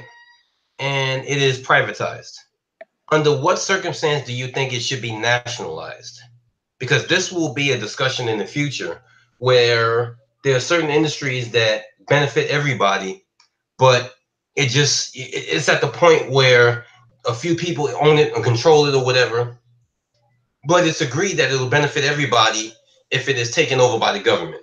And mind you, I can hear everybody's socialist flag go up in your head, like, oh, that's socialism, that's socialism, you know what I'm saying? Like, and I'm not advocating that the government just take over people's stuff, like eminent domain and stuff like that.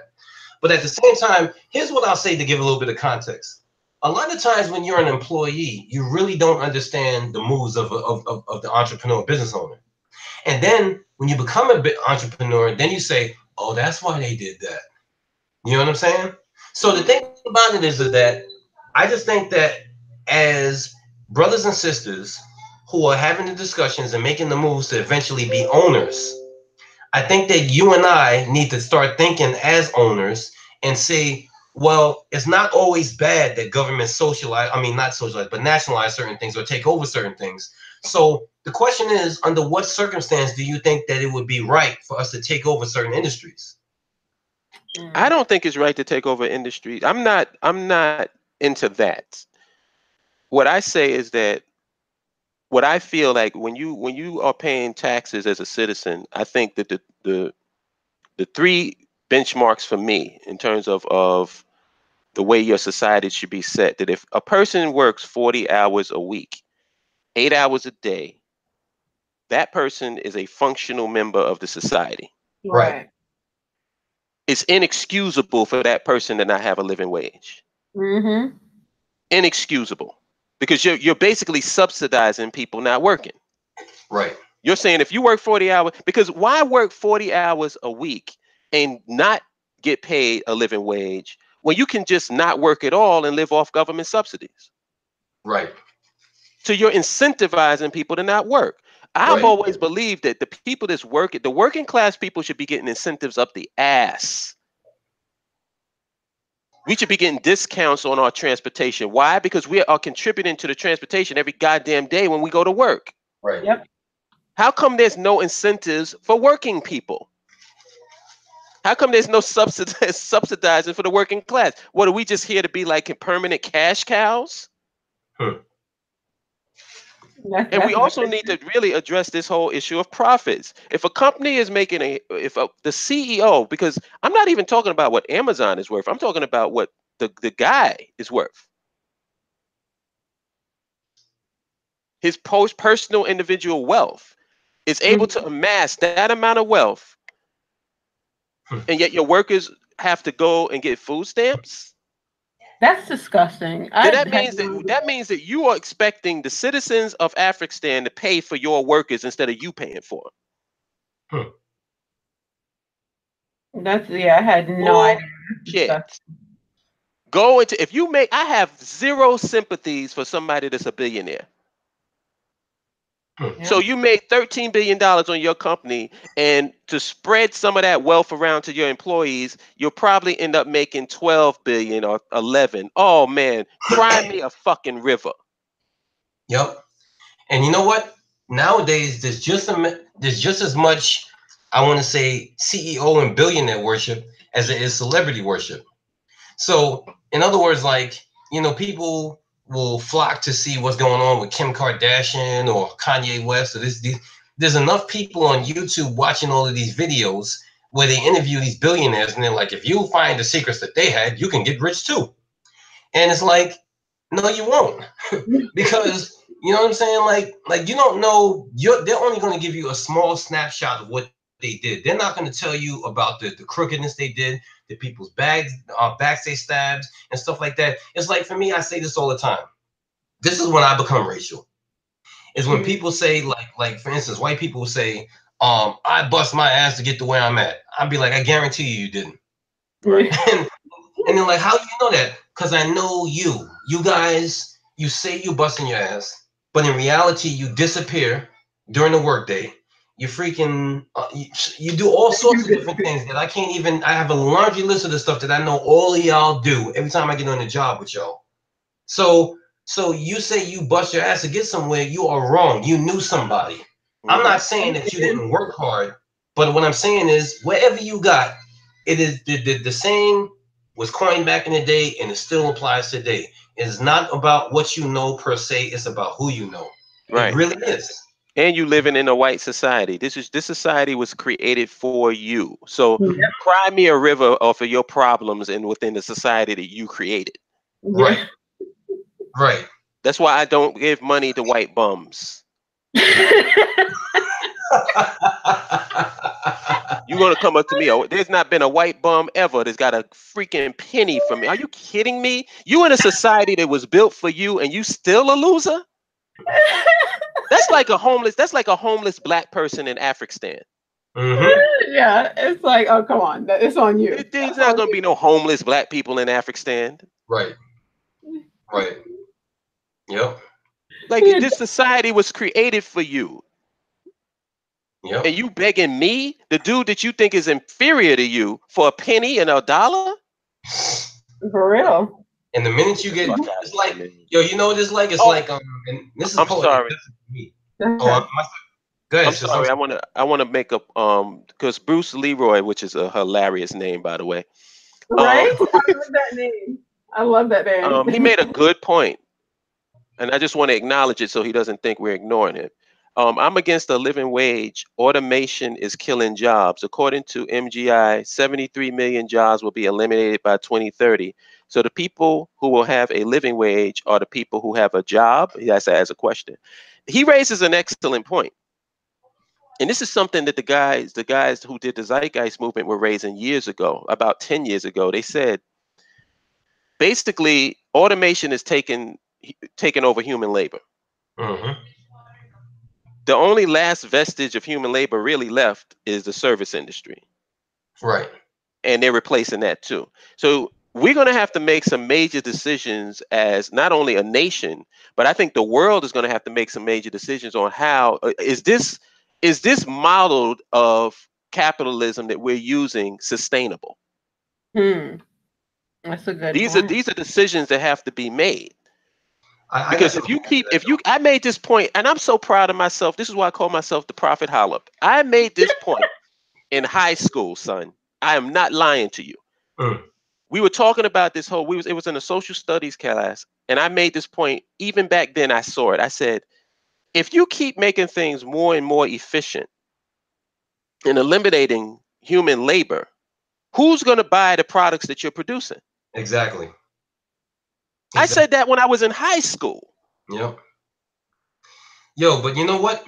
I would say this to you, and this is according to some of the information I'm reading. For some reason, in my old age, I'm more of a book reader than I've ever been.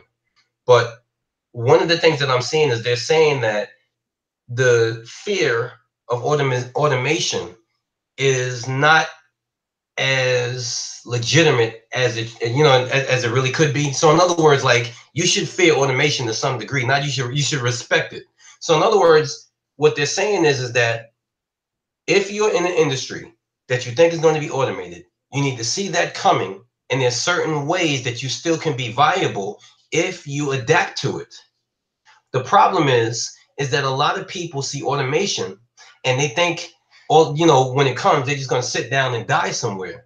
But there are ways where you could be more valuable than machines. Right. And if you commit yourself to gaining the skills to be more valuable than machines. So for instance, there was some, and I can't quote it correctly, but there was some study where they were saying that a machine may automate, for instance, like a machine may automate, like, for instance, like travel or travel agencies. And you can go online, you can find this and you can find that. But in all reality, you still need a human being for certain nuances of the places that you want to go. And that person becomes even more valuable if they can speak your language and the language of the indigenous people. See how that comes into play? So there's ways in which jobs will be eliminated. This is true. But at the same time, if you are not just a person that, which I always advocate against on my page, y'all know how I get down. If you're not just the person that goes 9 to 5 and just comes home, drinks a beer, and watches the football game, you're going to survive. Which is the average person, by the way. That it's true. It's true. If you want to stay here, you better stop watching them football games. Oh, yo, I want to take a little break right now to tell y'all, our brother Thomas is in the chat room. He is? Where? Sincere 750. That's Thomas. And Oh, do you know what today is, brother? What's today? Today is his birthday. Now, for real. Yo, happy birthday, Thomas. I love you, son. I'm gonna call you later. Happy birthday, Thomas. That's Thomas? That's Thomas. That's Thomas. Yo, I'm gonna call you later. Yeah. So everybody give Thomas a happy birthday shout out. Bill, you never met Thomas, right? I've never met him, no. Thomas is the man. Yeah. I would love to do a show with you and him on it. We gotta arrange that. Thomas is the man. Like, Thomas is like, and I'm not saying that because he's just a good dude. Like, Thomas is brilliant. Like, yes. When it comes to finance and said other things, Thomas is the man. Trust me. Yeah, especially when anything dealing with economics and finance, I got him on speed dial. Oh my gosh, you got to do a show then, for real. Yeah, I got him on speed dial. Actually, I've done some with. I'm gonna send you a link to some of the shows I've done with Thomas. Previous ones, yeah. Yeah. And I'm gonna say, if I can, Thomas is your classic Bronx nigga. Like, super confident, laid back. You know what I'm saying? Like, classic.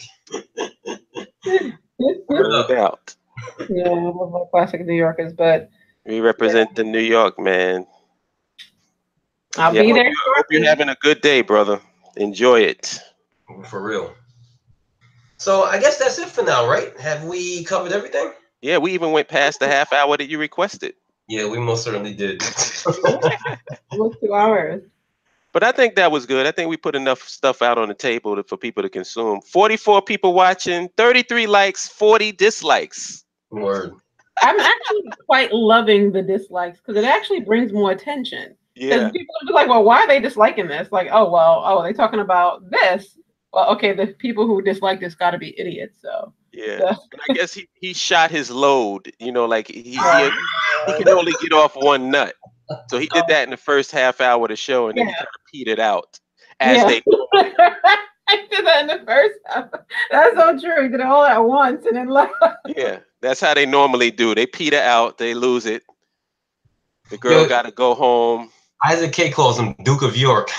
I don't even know. Duke of York is not that persistent. He's more of a just annoying Duke of York. Yeah, Duke of York is not. I'll give him more credit than that. Duke of York. Yeah, I do. I give Duke of York. I wouldn't even say Duke of York is a troll. I wouldn't even give him that. He's just a contrarian. More so, and just just so negative.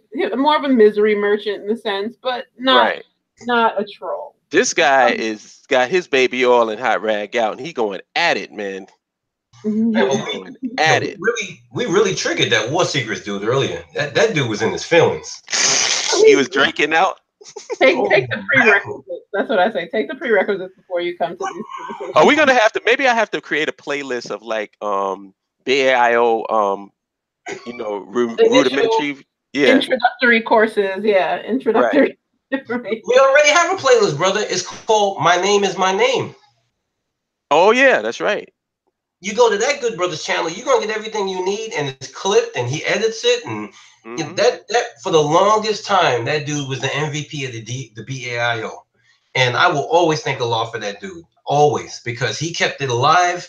And even when I had stopped doing shows, he would go and dig in the shows and bring, and it seemed like every week there was a new show we was doing, but it was just something that he found of ours.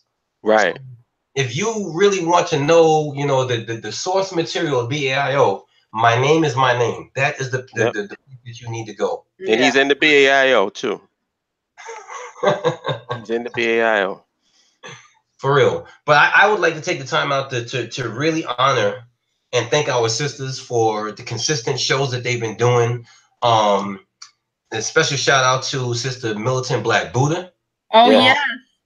Yes, I have to share. I give her a Facebook name because she had. Can I speak on that? Because I didn't get a chance. Like when I was listening to the show, I was going in and out. But I wanted to say this so badly. And Minister can definitely understand where I'm coming from with this. I'm sitting on the train listening to two sisters talking about interior design and nationhood. Right. I'm done. That's it for me. I'm done. This is what I wanted all along. All along. This is what I've been praying for all along, is that we can raise the level of the conversation up to something that's functional and practical and solution oriented. Right. So I'm in heaven right now.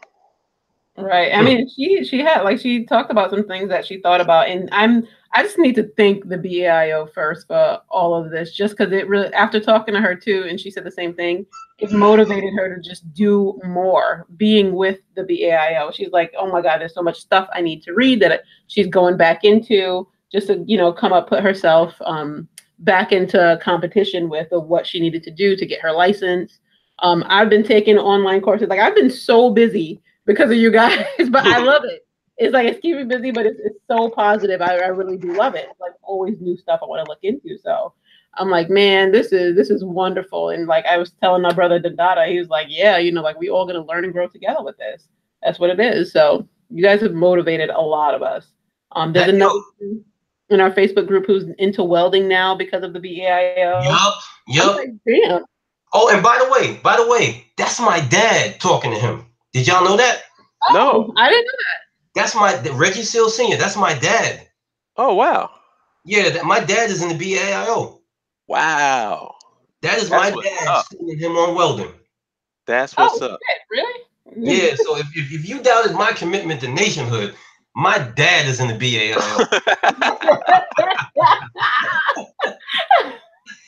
And by the way, I didn't add him. He added himself, yeah. One day I woke up, my dad was in the BAIO. I was like, what's he doing here? Wow. That's what's up, man. But no, it's I just want to say this, Belle, that you brought, and I'm sorry to cut you off, but no. Go ahead. Go ahead. you brought up something. Holip, as well as Kala, you in the chat room. I want to do a show on licensing. Yes. Oh, yes. Yeah, because You may have missed that point because you were in and out. You may have missed that because we brought that up yesterday a little bit, licensing and. Oh, I heard about it when I sort of I listened to it afterwards. Okay. Who do you want on that show though? Like, is there somebody that specializes? Me, you, and Kala. Oh, well, I don't know too much about licensing. Yeah, but nevertheless, you know how it applies in nationhood. Yeah. You know how it applies in nationhood. So you know you're always sort of like the political context guy. You know what I'm saying? So I always want to have you there as that kind of, you know, how they say when you mix something, you have an acid and you have a base. I always want you to be there as a base because you're a political contest guy. Kala has very strong opinions on licensing. Oh yeah, he was like, I don't want Boo Boo, the full architecture company trying to work with Yep. I agree with him. I agree with him. And the thing is, me and Kala, I definitely agree too. We do. I agree too. So me, you, and Kala, and then maybe we could get somebody else that may be against it. But I don't know if anybody in the BAIO may be against it. But well, wait, who have you heard like a counter to that? Like, who's against licensing? Yeah, no. So what I was bringing up, because I was just trying to take into the fact that, you know, a lot of our members may not have all those certification and licensing and they still want to leave. You know, so it was like, okay, going over there to work, are you requiring all of them to be licensed for particular jobs in terms of contracting and construction? Because we brought that up yesterday with interior design. Like, my answer to that is hell yes, they got. Yeah, because I was like, how long of a process are we talking? What do you mean? To get a license? Well, no, it's just money. It depends on the industry too. Because like for Black Buddha on the show, for her to get her licensing in interior design, like the test is $500, but she needs about 3 months to study for it. So I mean, it really doesn't take long. People just gotta, you know, put in their discipline and focus. Yes, but you know, request that. They like have the skill and probably, you know, got their training way back when licensing wasn't really pushed, and now they just like, okay, I know what I'm doing. I've been doing this for this long. I just want to be out. You know, like this is how we work that out. Because Kala was like, they could do labor, but let me give you an example. I want licensed contractors too. I do too. Let me give you an example of how companies treat this issue. At the place that I work at, let's say you having problems with electric in your house, and you say, well, I need you guys to come out because I'm not getting 220 in my house. The first thing the rep asks, well, who told you? Like, how do you know that? Are you a licensed electrician? You go, no. It's like, well, I'm not putting a ticket through saying some guy said that there's 220 not getting into the house. Right. So as far as they're concerned, don't make those. You can't even if you know about electricity, you can't call up and say, well, I determined that it's a problem on your end. They're going to say, well, what's your license number? Right. And if you don't have one, guess what? Get a licensed electrician and then let's see what his assessment is. Right. So yeah, no, I agree with Kala. 1000%. That's one of the things that me and him is not going to have no issues on. Yeah, no, I definitely agree with that. But it was just like, okay, what do we do with all these people with, you know, who have this skill? Get them licenses. They can get licenses. Yeah, get them licenses. If you're really about it, then you will go and you do what you have to do to get the certification that you need. That's just the way it is. Right. And then also for the same thing for teaching, if you want to teach those over there how to do it. Like before when I was saying how do we determine who has the credentials to teach? So that we can throw that into it too. Yeah, that's interesting. I haven't even thought about that. Yeah. Yes. But that is interesting. No doubt. What's gonna be the vetting process for teachers? Right. Well, here's the thing. In my industry, you know, which involves life safety as well as security. The life safety side is the most heavily regulated, of course, because it saves lives. So you have what's called the National Fire Protection Association, NFPA. And the NFPA not only covers my industry, but mostly it also covers electricians because you have the National Electrical Code. And this is a group of men that come together. They have a document. and they come together and they vote and they debate for a certain amount of time on what goes into the document. Now, as I was told, you know what I'm saying, when I went to go take my NICET level 1, which was like $300, but you had to study for 6 months. All fire codes are made by mayhem, destruction, and death. So in other words, a code is created because somebody died, property was destroyed, or you know, there was something that caused havoc somewhere. And so now they have a code saying, we want to make sure you dumbass people out there who don't study and don't like, are not what you call into your trade, we want to make sure you don't do something to make this happen again. Right. You know what I'm saying? So in Afghanistan, we now have a whole bunch of people in the chat room that put their hands up and said, I'm an electrician, I'm an electrician, I'm an electrician. And while we were talking, a whole bunch of brothers was talking about IT. I want to be in IT, I want to be in IT. Well, you have the people at the top of the food chain in the IT industry, electric, and they become the governing body, the board. Right. They then put together a document saying, this is what you need in order to be licensed. Then when that happens, you know, it's passed, it's approved. Now, everybody in Afghanistan that wants to be licensed, they got to apply by this document and be rigorously tested on it. Right. You know what I'm saying? That's how you do it. Mm-hmm. It's not very hard. That's how you do it. And with, yeah, that's the way it should be. Go ahead. Go ahead. With the benefit of the information that we have, here in America, we can use that as a model. Because one thing that I will say, and Carla will agree with me, America is good for. America is damn sure good for regulations. Yes. Well, for now. For now. Your boy is trying to get rid of that. Well, we have set regulations here that they may not have overseas. So that's the question, whether we maintain that going over there, maintain the same standard, which would make sense. But, you know, over there, if we have members over there who are, you know, skilled in that field and want to work with us, but they don't have the level of licensing or regulation that we have, right, how do we fix that out? So that's the level of detail I was thinking into. So sorry if I took it that far, but. No, not at all, sis. That's a good point. A lot of times, if you listen to these Republican radio shows, that's what they talk about. That's why our country is better than theirs, because they don't have the regulations that we have. And this, that, and the next thing. And we want to make sure that our regulations is up to snuff, not to compete with somebody so that people don't die. Right. You know what I'm saying?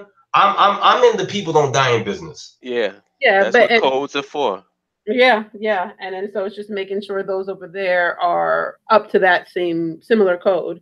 Are there any questions? Are there any questions people are asking in the chat room? Because I see people is. Yo, son, there's a whole nother conversation going on about other stuff over there. Yeah, oh, okay. Like, they're still on the war machines and IT stuff. But Bruce Leroy asked, the Pan-African Passport, SAATM, and ACFTA have basically obliterated the borders of Africa.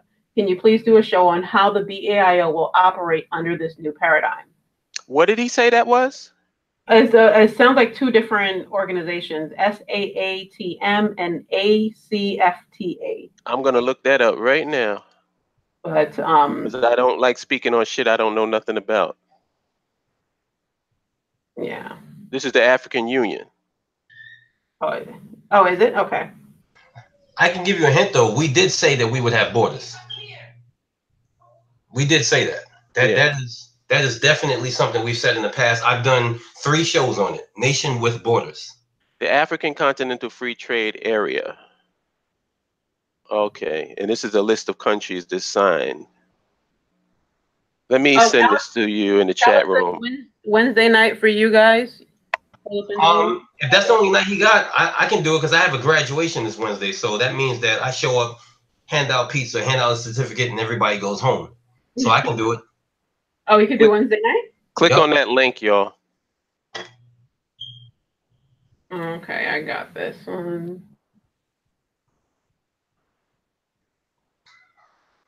Carla, I know you usually like 10 o'clock, but can you do it at 9?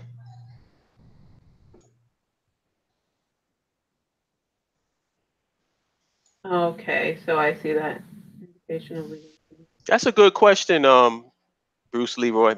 I love that name. I love that. Who's the master? The master. Good question. But I just want to say something, man. It's kind of off, maybe not off topic, but I'm just proud of you guys, man. I'm proud of everybody that's in the chat room and everybody in the BAIO, because I can't go anywhere until we do a show talking about the stuff that we talk about. Nobody else is doing it. Right. Yep. Right. So I'm just proud to be a part of it, man. Yo, son, remember years ago, me and you was having that discussion, and Tim Ford was telling us we talking too much, and we were saying the problem is we haven't even started the discussion. Right. If he could People see talking about talk, they talking about talking. We ain't begun to talk. Exactly. We haven't begun to talk. We had a conversation just today talking about the healthcare industry, education, and a living wage. That's not even scratching the surface. We get ready to talk about licensing. We haven't even scratched the surface. It's so much. Even like we're nowhere near done with education. I just scratched the surface with like just a little bit. Right. There's so much detail to go into with that. And again, like healthcare, oh my God, we could do hundreds of shows on I can't that. wait. So it's so much more to cover. So if you guys are in any particular industry that you want to figure out how it's going to work over there or how to transition it over, let us know. We can bring it up as a topic too and talk about it. Oh, and it's just, I know you got to go, Minister, but it's just one thing I want to say before you leave. Sure. I want to give you an example of something that just recently happened. Somebody within the BAIO left the BAIO, and they left the message saying, "You guys ain't doing shit in Nevada, so I'm out of here." Oh my goodness. And I responded by saying, "Motherfucker, ain't you in Nevada? So you were." So what are you doing? I'm not. Who the fuck do I know about Nevada? I'm in New York. I know two sisters in Nevada. Both of them are very, very busy, and they're still trying to set up meetups. So, yeah, it's like that was up to you. But again, these people are still looking for someone to carry them along. So those kind of people you want gone, because we want. I'm glad if you have this opinion that somebody has to do something for you, and you join the BAIO, or you sitting around waiting for something to happen. Just get the fuck out right now. Nobody will miss you. Right. Goodbye. Yeah. No, we're all about. Oh, dude, before you leave, who was that other doctor on the phone the other night? Because I was in and out of that conversation. I was actually at work. I know Dr. Overton, and there was another. Wasn't there another one? Yeah, but I don't know. I don't know what his name was. I know you're talking about. I don't know what his name is though. What, he was in the conversation on the phone? Yeah, the conference. On that conversation. Well, now that we know how to record, yes, we won't have that problem again. But I think Colin knows though. We can find out. If Colin can remember, if he was talking about everything. Wait a minute. I will not have you sitting here accusing College Genesis of out talking people. Oh. not on my watch. Do not besmirch his good name. Yo, there's a whole bunch of Last Dragon jokes in the chat room. Yeah. I got something real for your ass. Yo, that movie was. Oh my gosh! But yeah. No, I hope Bruce Leroy. I hope you're a BAIO member. If not, please join. Let's have this conversation on the site, because you brought up a lot of good points, asked a lot of really good questions. So I know I'm dealing with an intelligent person, and we got to have as many of those as possible if we want to get this thing off the ground. Too many sideline niggas talking a whole lot of shit, and I'm getting really tired of them. Stop it with the side. If you're not in the BAIO, I'm really not trying to hear anything you got to say. Word. That's how I am. Because it's not like it's some, like I said, we don't require any decoder ring. You ain't got to give us your blood type, some sample of your semen. We don't require all this intrusive shit. Just sign up to the free site, join, get in your local chapter, find your profession. It's that simple. And if you can't have the energy to do that, then don't call asking me about Rwanda and all this other stuff. I don't want you in Rwanda going with us. Word. I don't want you there. Because you ain't even got the energy to join a free site. Yeah. I'm expecting you to get a goddamn passport and go spend 18 hours in the air and go there and meet an official. No. Stay where you are until you get the balls to join the organization. And I don't want to miss this question. Kofi asked a question. He said, let's say there's 3 ways of citizenship is due to export, import, proof that you are worth $250,000 in an account, marriage to a native, or split a corporation with a native of that country.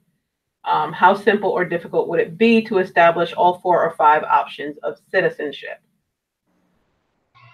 That's I don't even know. You're talking about as somebody coming, that's trying to be a citizen of Afghanistan, an immigrant? That's what I'm guessing. I don't want to guess. Kofi, tell us, what are you talking in regards to as people come into question, Reggie. Well, I can tell you where like I said, I'm only one person, but my take on the whole immigration thing is we're not establishing a country so that Negroes can come from all over the world to have a vacation. Initially, we need people over there that's functional. Right.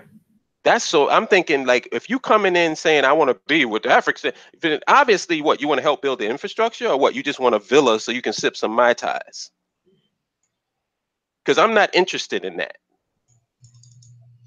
Yeah. I'm thinking that we want functional people to come over to help build the country, because you're talking about building a country.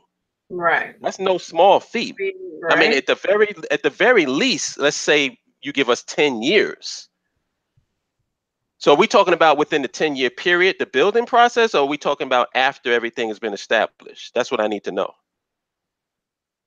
Right. The building process, I mean, it's going to be like the set people that we want. The people who are there going to actually get something done. Right. There's going to be people, and they ain't all going to be black. Let's get that out of our mind. Yo, it looks like we have, man, I think we got like 3 or 4 people in Arkansas now.